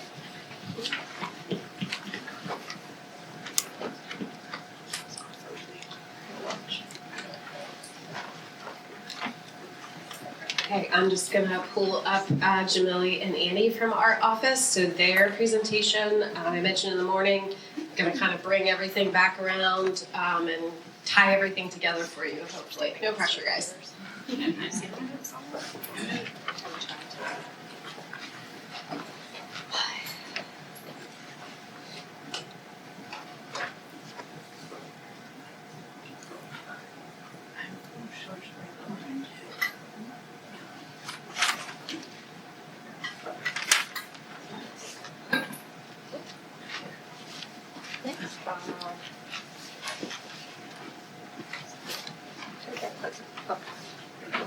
All right. Good morning, everybody. I'm Annie Sekerak, one of the natural resources planners with the Commission. And so now that we've kind of heard about some of these awesome new tools and resources that are now available, we're going to talk about how we can tie those into opportunities to make fee and lieu programs hopefully more efficient and effective. So just a quick overview. First, we're going to throw it back to 2019. We had some kind of similar conversations about this at a previous local planner training. So we're going to just kind of revisit that and see where we were back then compared to where we are now. And then we're going to introduce and discuss some really exciting work that our office has been working on with a critical area fee and lieu guidance document and MOU framework, which I know Charlotte mentioned a little bit earlier. All right, so going back to 2019, seems like another galaxy at this point. We met a couple times. There were a couple trainings, one at CBEC and I think with the Patuxent Wildlife Refuge. And I don't know, show of hands, was anybody, do you guys remember there, was anybody else available or around for those trainings? I don't know. Oh, no. Hey, Stephanie. There you are. Cool. Yeah, so, some of this is going to sound familiar, but cool. A lot of new faces. So welcome. New conversations. So at that training, we kind of broke out into small subgroups where we asked groups to brainstorm different aspects of a fee and lieu program. And so one of those groups was focusing on a more comprehensive approach to fee and lieu. Another one was looking at tracking and collecting fee and lieu funds. And then we had one looking specifically at project implementation, maintenance, monitoring, that kind of thing. So the groups were first asked about what sort of challenges and barriers they faced when it came to implementing their fee and lieu programs under the scope of those few specific focus groups. And we definitely saw a lot of overlap when it came to what sort of challenges folks are facing. But some of those key challenges included like limited capacity, of course, like limited staff time and resources, difficulty generating funds, and identifying appropriate locations for plantings, and then also ensuring the long-term success. So once we came up with a very long list of challenges, we put our thinking caps on and we're trying to brainstorm some potential solutions. So these are just some of the solutions that we came up with at the time. And a lot of them involved trying to identify some more flexible and innovative ways to spend fee and lieu, and then improving coordination with outside partners as well as across a lot of the internal programs that are just happening, going on every day with local jurisdictions. So I don't know, like, hey Stephanie, did you guys actually implement anything? Like, did anything come of that? Well, I've changed counties since then. Oh yeah, yeah. We have done some fee and lieu work. We've drafted an MOU with the commission since then. So. Fantastic. Yeah. I mean, yeah, I that's kind of what I was like figuring is mostly crickets when it comes to that. But you know, there's a lot more resources nowadays, and I think what we're going to talk about next is going to be really helpful because I'm going to turn it over to Jamileh. She's going to kind of go over this guidance document that we've created. It's not available quite yet, but we're working on it, and it'll hopefully make it a little easier for jurisdictions to kind of overcome a lot of those challenges and implement kind of more, you know, innovative and productive fee and lieu programs. Just do that for the first time for a second. Turn that off so it's not all jiggly. Okay. Can everyone hear me? Okay, cool. Hi, everyone. I'm Jamileh, by the way. I'm one of the newer planners, so if I haven't met you before, hi. And so, first, I just want to say thank you to Annie for providing all that context, the discussions that happened in 2019, as they've informed what we are moving forward with.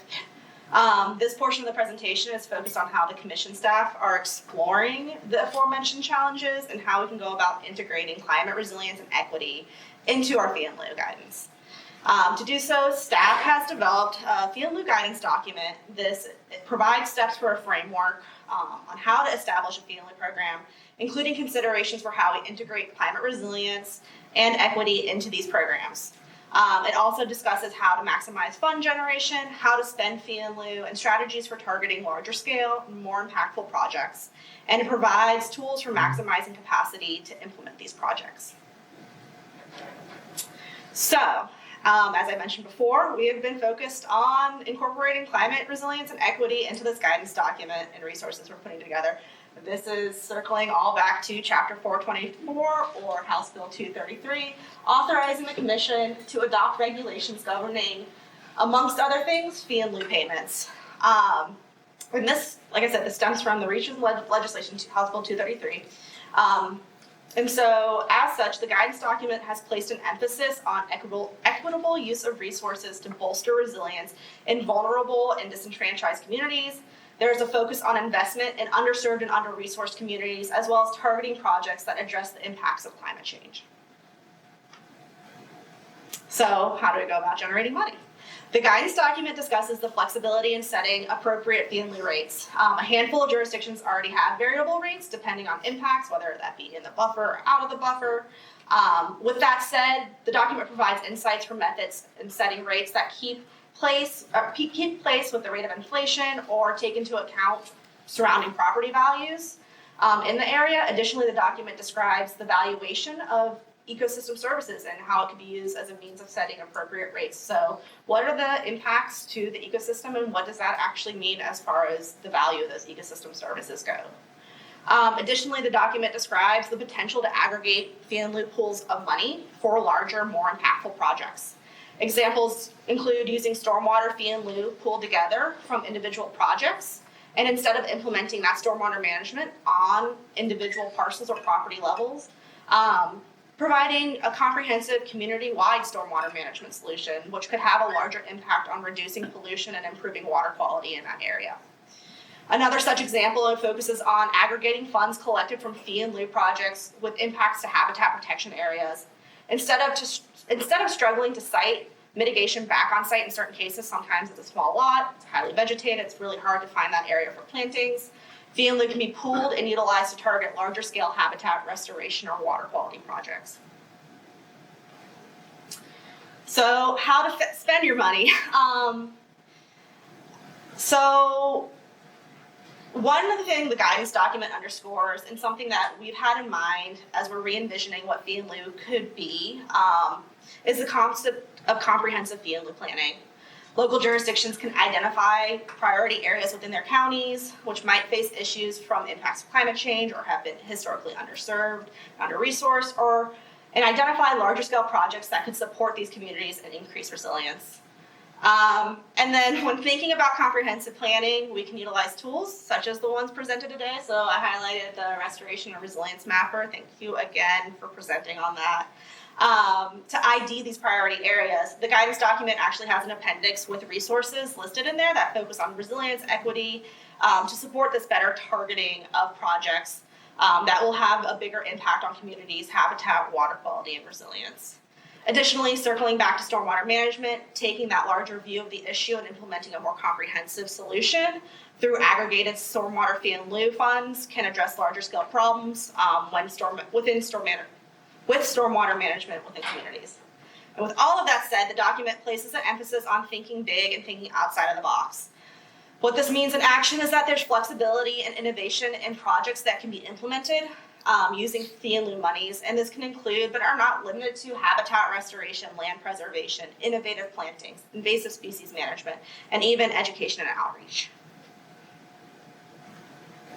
So circling back to the challenges that Annie highlighted previously, we can see that so many are focused on like flexibility in spending, fund generation, and the overall need for capacity, whether that's staff time, technical assistance, maintenance and monitoring, tracking, identifying projects, and more.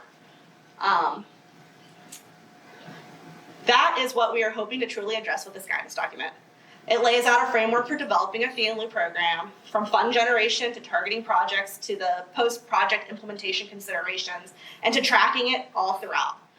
With that said, MOUs are an extremely useful tool to address these challenges. MOUs between the local jurisdiction and the commission alone can outline the types of projects to target, specific fund generation provisions, and clearly outline how to spend these fee and lieu monies, as well as roles and responsibilities. And so it kind of gives that guideline and that framework for local jurisdictions. It allows local jurisdictions to also be more flexible in their spending, more creative, and supports more innovative and impactful projects.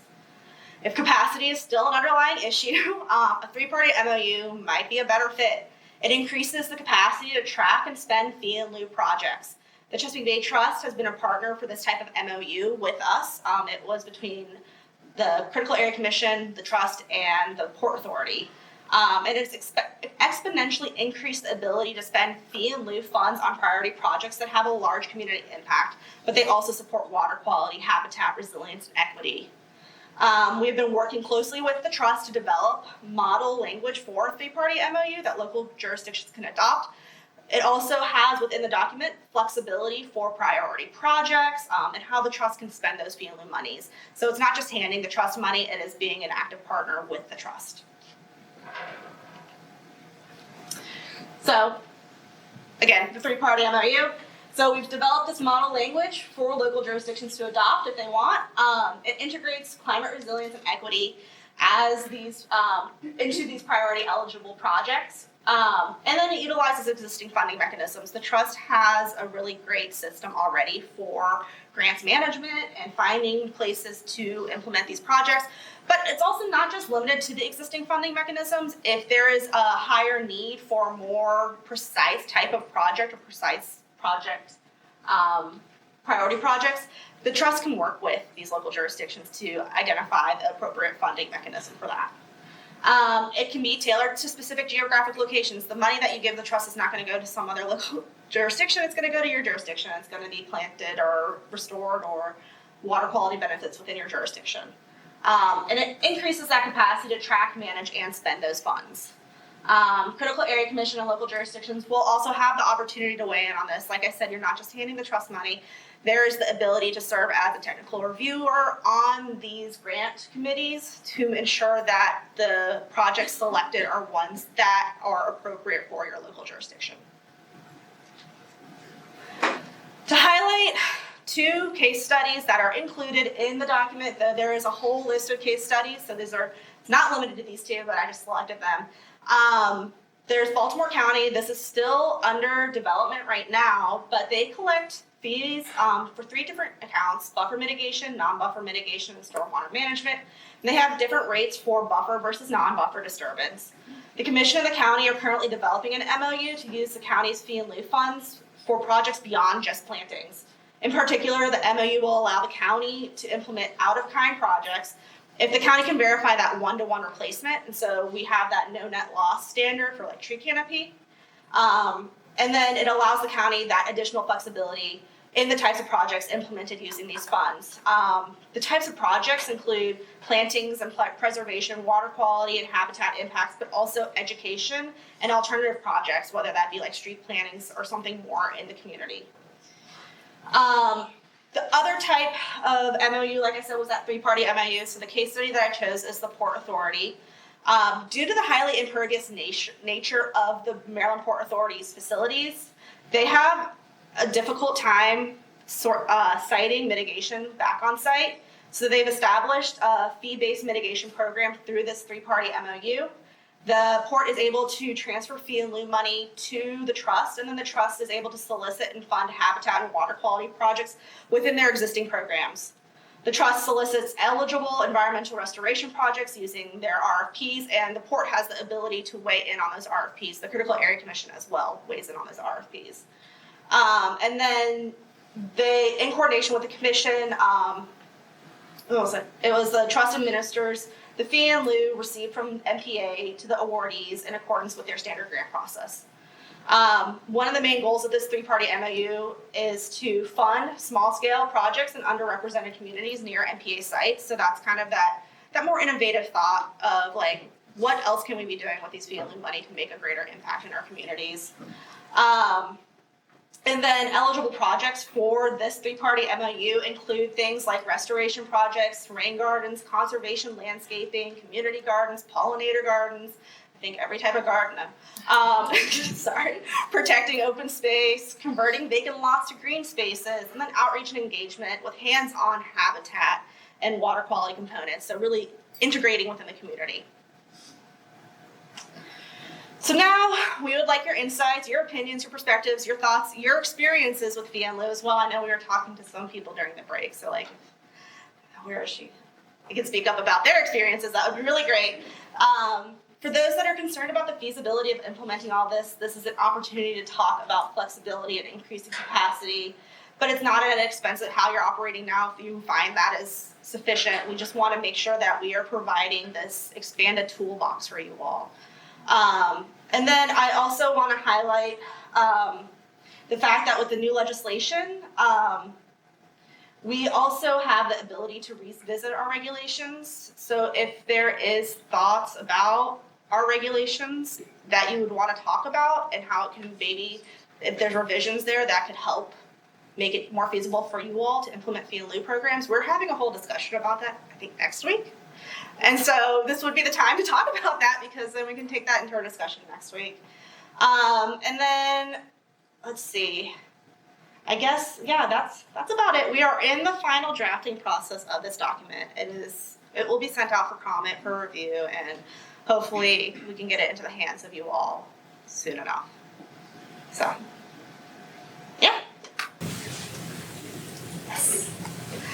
This is the person we talked to. Hi, I'm Robin Mitigation, and I'm a Calvert County Critical Area Planner. And we've had a fee and lieu program.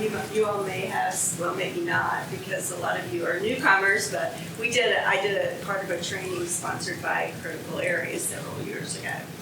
But anyway, we've had a fee and lieu program since around 2000, before I started working for the county. And the most important foundation, I believe, is to have a designated fund for the money. So the money goes directly into that fund, and nobody else, no managers, no finance and budget people can touch the money.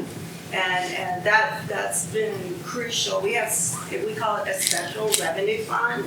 And so I do a budget for the critical area. Forest Conservation also has one. And that money is primarily, has historically, and is primarily now used for tree planting program. And we started it with an application where folks that live in the critical area could submit an application for native trees, and when I started, it was just native trees, and we didn't have that many applications, so we started out with like maybe 10, no more than a dozen properties that would have applications for planting, and back then we had larger tracts of land that we could plant woods on. Now that land, it's hard to find land that's not privately owned to plant trees. But anyway, you have the designated fund. The fund is funded using fee and lieu money from permits, and we just recently increased our fee and lieu it started at 30 cents back in 2022 when I began working there, and now it's $2 outside the buffer and $3.25 inside the buffer. So it did get a lot of pushback, and we stayed the course, and right now we base that fee on how much it costs to plant a tree using critical area credits. We also plant shrubs now, critical area credits, and we base that fee on how much it takes to the contractor and I'll get into that in a minute, but how much it costs the contractor to plant a square footage through the program. And I just did the calculations for last year, for 2024, and it came up to $2.23 a square foot. So we'll have to start some discussions, which probably will take a while, but to increase our fee again. We also use another revenue source for this fund are revoked bonds. We definitely stay on the course for bonds. We do bonds, planting bonds inside and outside the buffer. So those fees will go back in, and the planting will be done somewhere else. If it's a buffer bond that hasn't been planted, it will get treated sometimes as a violation, and then that's a whole separate process with enforcement. I mentioned that we have a contractor for this. We just recently got, like almost 5 years ago, permission to use a multi-year contract. We were doing the planting every year with, and that meant going through procurement, which is a tedious process to get the right contractor. We had to really tweak the technical specs to exclude the mow and blow people. We wanted a contractor that had experience with native plants, had good interpersonal skills with property owners, and could compete with others, because we were getting real low bids from mow and blow contractors trying to get the project. So we had some growing pains there for a couple of years. Our contractor is wonderful, and his contract is coming to the end. I think this is the last year we can use them. We'll have to go back and do a recompete. So we'll go back through and retweak our requests for bids. But it is, and now I can go into some of the pitfalls. We have so many applicants right now. We don't advertise, it's just word of mouth. We have so many applicants that we have to rank the applications, and that we rank it by buffer is the first ranking, of course, and then meeting the critical area, the intents of the critical area program is the second, with water quality and habitat enhancement, and then stormwater management. Those are our 4 ranking criteria right now. And I need to mention, I have an oversight committee that reviews the applications. We meet 2 times a year, and we review the applications, and they have to approve the applications and the fees that are going to go towards the project, like for the contractor. And then the one meeting does that, and then another meeting they will see the results of the year's planning. I usually do a presentation, a slideshow. Well, not a slideshow anymore. I got to get with the language, a PowerPoint or some other type of presentation. We do go out on a field trip about every couple of years, just to show some of the sites to the committee. The committee is made up of planning and zoning, which is my department. I'm staff to the committee, and it's made up of my supervisor, from planning and zoning. And then the other agencies, we've got the Southern Maryland Forestry, the Forest Service, we have American Chestnut Land Trust, we've got a representative from that. We also have an ag representative. We have two open at-large positions for local business owners. And I'm going to stop there so somebody else can have a chance. But it's been a successful program. It does take a lot of time, but it also is great outreach for the community of critical area residents. Yes, I appreciate you taking the time to kind of expand upon Calvert's program. And I want to say Calvert's program is also a case study in our guidance document. So we send that around. Be on the lookout for that. And feel free to call me or follow up with me with an email if you have any questions. Yes, thank you so much, Robin. You're welcome. I see another question right here. It was actually a for question Robin. Perfect, yeah. Robin, sorry, you're being I could just email you, but since we're here. So you when you figured out your cost at $223, per square foot, does that include maintenance, and what do you do with regard to long-term care and survival? Okay, good question. The contractor cost includes, he sources the plant material, which is important, and he also installs it, and he waters it, and he mulches it, and then the applicant, the property owner, is responsible for maintaining those plantings for 10 years. We do only have a staff of 2 critical area planners. I do bond inspections, 2 inspections for each bond.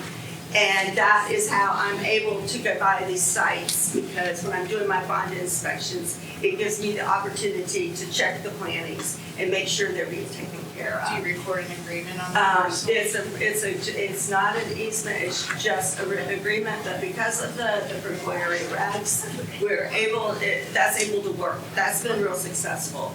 The hard part is the monitoring. And if you have a violation or if you participate in the program and plant material has to be replaced, you're not eligible. There's criteria for you to be eligible. You're not eligible to participate the next year. So we also have that because it is a popular program. It gives us a little bit of leverage. Robin. Yes. Are you actively monitoring for that whole 10 years? No, it's not as structured as that. I wish I could say it was, but pretty often I can go back. I have gone back and looked at plantings that from when I first started with the program. So no, I don't have like a spreadsheet or anything that I monitor it with. My big supervisor would love it if I did, but I don't have the time to do that. But that's a good question. I think there is a section in the document about considerations of post-implementation when that is monitoring. I know that we had a discussion when the trust was talking about the 3-party MOU, how to go about ensuring that there is monitoring, and there's talk about how to use the Lieu for that too. So I will say that there were 2 members on my committee that I talked to about my oversight committee about doing more structured monitoring. Yes. And they're both have the flexibility to be able to do that. So that's something that I do understand is a caveat to the success of the program, and we're working on that. Yeah, I think we welcome any conversation with a local jurisdiction who have concerns to make sure that in the guidance document or in the model language, the MOU, we can ensure that monitoring concerns are addressed. So. Any other questions, comments, thoughts? I was gonna pick on someone. Grace, would you be willing to talk a little bit about Baltimore City's program and how you collect and spend and implement your projects? Yeah. So, hello everyone, I'm Grace Hansen. I am the coastal planner in Baltimore City, so I do critical area and coastal floodplain. So to spend our fee in lieu money, we have an environmental offset grants program that nonprofits and other similar organizations can apply to across the city. So this year, we actually just got our approval letter from critical area state level, thank you, John, for spending this money. So we're doing 200,000 from critical area stormwater, and then 200,000 from critical area buffer / afforestation. So we do have special revenue funds like you talked about. So we have the critical area bucket for stormwater, critical area bucket for afforestation, and then another one for forest conservation. So one of the things that is interesting about the program is the money doesn't have to be spent within the critical area. It can be anywhere within Baltimore City.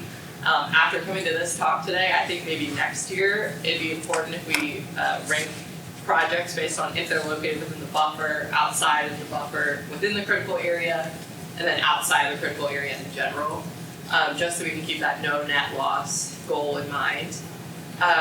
But projects were able to be funded up to $75,000. We had a few criteria that like the projects had to meet, so stormwater enhancements, or habitat creation, restoration, tree plantings was a big one.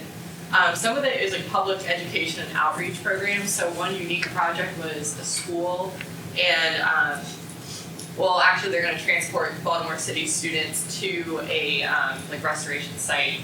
I think it's Masonville Cove in Baltimore City. So one of their funding line items was like transportation via school buses, and that was a big question. Is that's not a direct benefit, of course, of like critical area, but getting those kids out there was a really important part of this project. So we decided that that was something we wanted to fund. I think that was like $8,000 of $45,000 that they wanted in total. But yeah, so that's a big brief overview. If anyone has questions, I'm happy to take them. Awesome, thank you. And I think Baltimore City is also a little bit unique in that a lot of things default to fee and lieu. Yes. Correct. So that's kind of the default option as opposed to potentially planting on site or something just because of the nature of the city. Yeah, and one other thing I meant to mention is that I think we're a little unique. I'm not sure if other jurisdictions do this, but our fee and lieu is calculated based on a 2-inch caliber tree, and we price that at $600 per tree required. And then our 10% phosphorus reduction is $45,000 per pound of phosphorus required. I don't know if other jurisdictions have that, if it's lower, higher. I did have a unique project that asked to be less than $600 per tree, but we said we didn't want to go backwards, so we're like we said strong at $600, but always open to increase that too. Does your program partner in any way with like your urban tree canopy programs that you use family money? Not that I know of right now. I mean, we have the forest conservation program, and so a lot of the things, forest conservation is really strict on what you can spend that money on. So a lot of the time, critical area comes in and funds those projects instead. We actually have a conversation today with Department of Housing and Community Development because they want to use critical area fee and lieu for a project. I'm not sure what that project is, but typically we have that competitive grants program, so we're figuring out like the equity component in funneling that to just another city agency. But it is our money, I guess. We can do what we want with it as long as the state approves that. But yeah, that's a good question. Yeah. That actually makes me think about a conversation Susan and I had recently with the town of Charlestown. We were meeting with the representative from the town and then an engineer that they had hired to look at a comprehensive kind of watershed assessment for the town.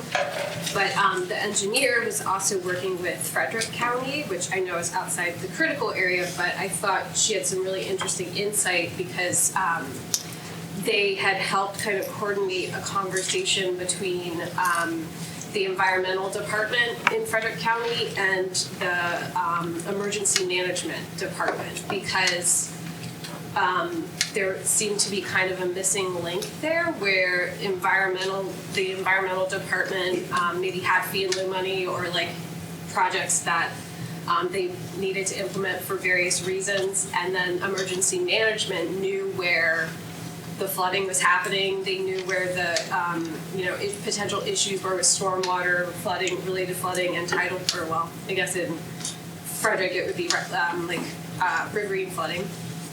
And so they kind of were able to like coordinate that because that conversation wasn't happening at the time. So that's another thing that I would say is like within your counties or towns or cities, there could be resources there for you in other departments, just kind of making those connections. We have time, I think, for one other person to talk. Chris, I was wondering if maybe you would be willing to talk about your experience in Baltimore County. I know you really kind of touched on. The only program that I really know that we've done is we used money for crab pots that were in the bay and to remove them, and that's really the only project that I know that we've done. I think we're looking to come up with other ideas and so forth. And can I maybe pick on staff member here and Stephanie to maybe talk just briefly about the Queen Anne's County banking? Maybe Susan and Stephanie can talk a little bit about that collaboration, because I think it's a fairly recent MOU, and I think it'd be a very good project. Yeah, so in Queen Anne's, we collect fee and lieu for stormwater, buffer, and outside the buffer. So we're looking at how we can spend that money. We drafted an MOU with the Critical Area Commission, really to basically plan for that money. We're currently looking where to do that. Basically, we have to pick a parcel or a property, evaluate the property, and then we can basically draft a plan, send it to the commission, and they have to approve it as to whether we can put a mitigation bank there. And that basically the intent is to create that mitigation bank, obviously use our fee and lieu funds, spend it, but then also create a bank so that in the future the county, when we have projects, we can withdraw basically from that bank as opposed to having to plant somewhere else or find somewhere else to plant. So Susan, you have anything to add? Definitely. So thank you for that, Stephanie. So critical area staff worked with Queen Anne's County staff, with Stephanie, with parks.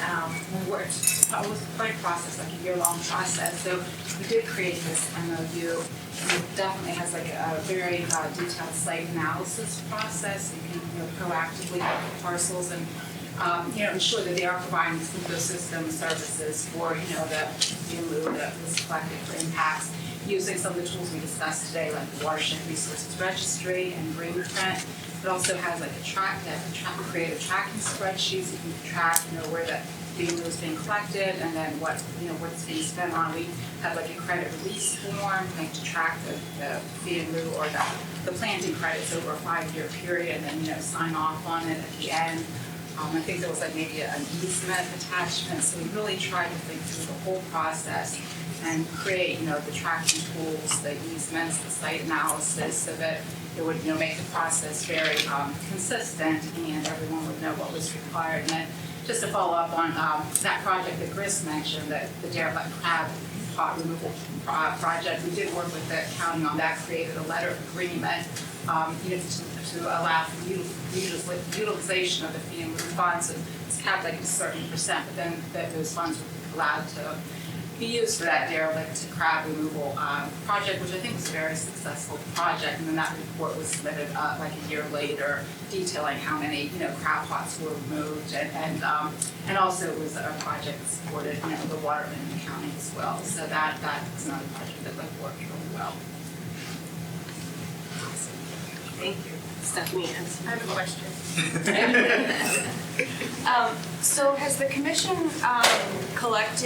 basically gone out and asked all counties and jurisdictions what their fee and lieu? I mean, I know every year we submit the fee and lieu report, but I think as a county, it would be interesting to know what others are requiring or how they're calculating it. Like their actual rate. Yeah. I know we're kind of looking at our fees right now. Yeah. So it'd be interesting just to know where we are in the spectrum. Yeah. So if that's already been done, that would be great to have. I don't know if it has or not. We could probably get that information to you pretty easily, because I will say there aren't a whole lot of jurisdictions that have something different than the minimum. Okay. Okay. But there are a handful that I can think of that do have something different than $1.50. It just doesn't buy the tree. Yeah, and actually, Grace talked about their rate per tree. City of Annapolis has a rate that is actually based on the DBH of the tree removed, and it is pretty significant. I don't think there's anyone here from City of Annapolis, but it makes sense for cities because their tree canopy is very important to them, right? And it's not as widespread potentially as in a jurisdiction like Queen Anne's. But Anne Arundel, Kelly, do you want to talk about your fee and lieu rate? I mean, ours are based on usually the canopy could be the root zone, so it's the size of the tree that's taken out. You guys want to add anything? Our current rate's what, $2? For buffer, I have a separate question. Yeah. I was wondering if anyone probably has any insight on fee and lieu projects for areas that are coastal areas that are mostly privately owned by critical area. So a lot of our coastal areas are more privately owned. If anyone had any insight on that? Do you want to talk about that? Yeah. My name is Jamileh. I'm with the town of Ocean City. So we have limited space and most of it is privately owned. And our fee and lieu funds for many, many, many years, even before I started with the town, every year we do an annual pollinator garden and beach district giveaway program. So we have 40 applicants for each and we source the plants as locally as we can.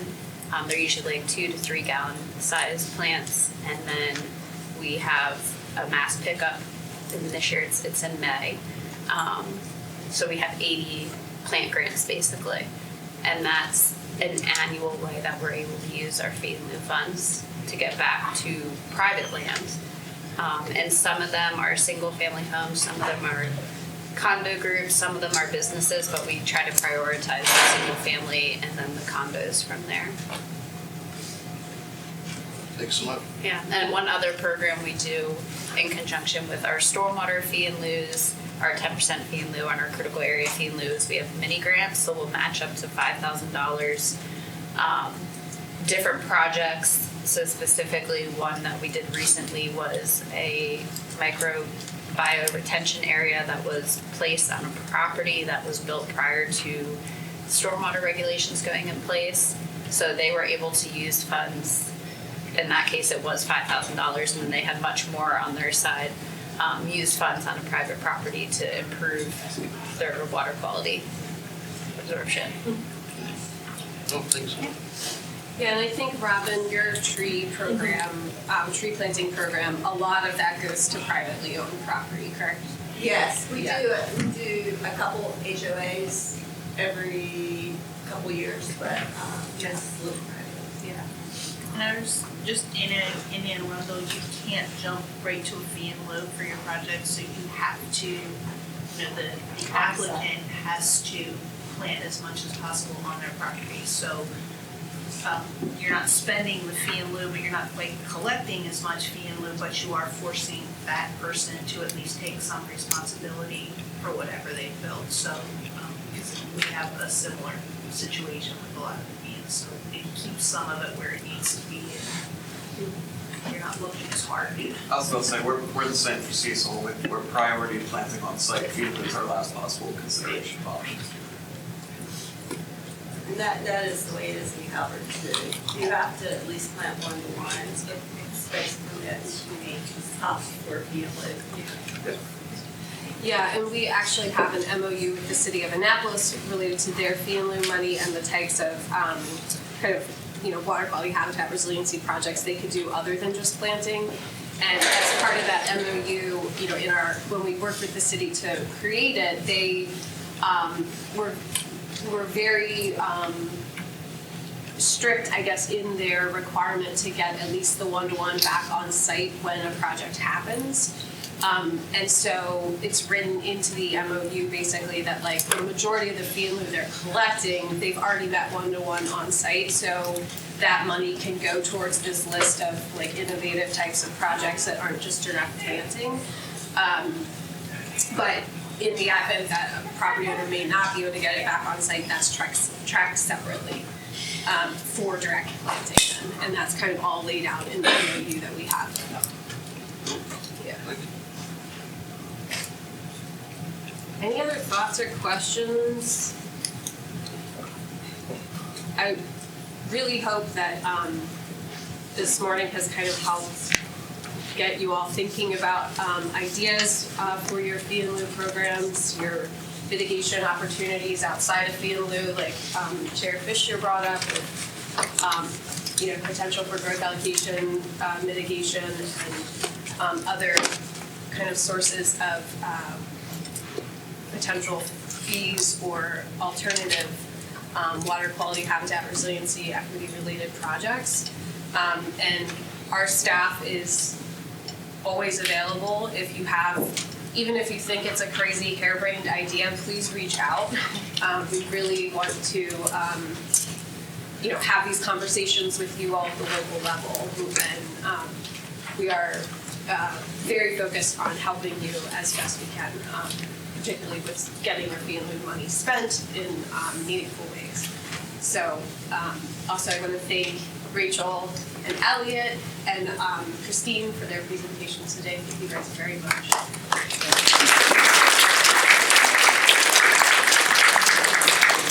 Take a cookie on your way out or a Monday, please. More coffee. Thank you guys all for coming. Thank you. Thank you.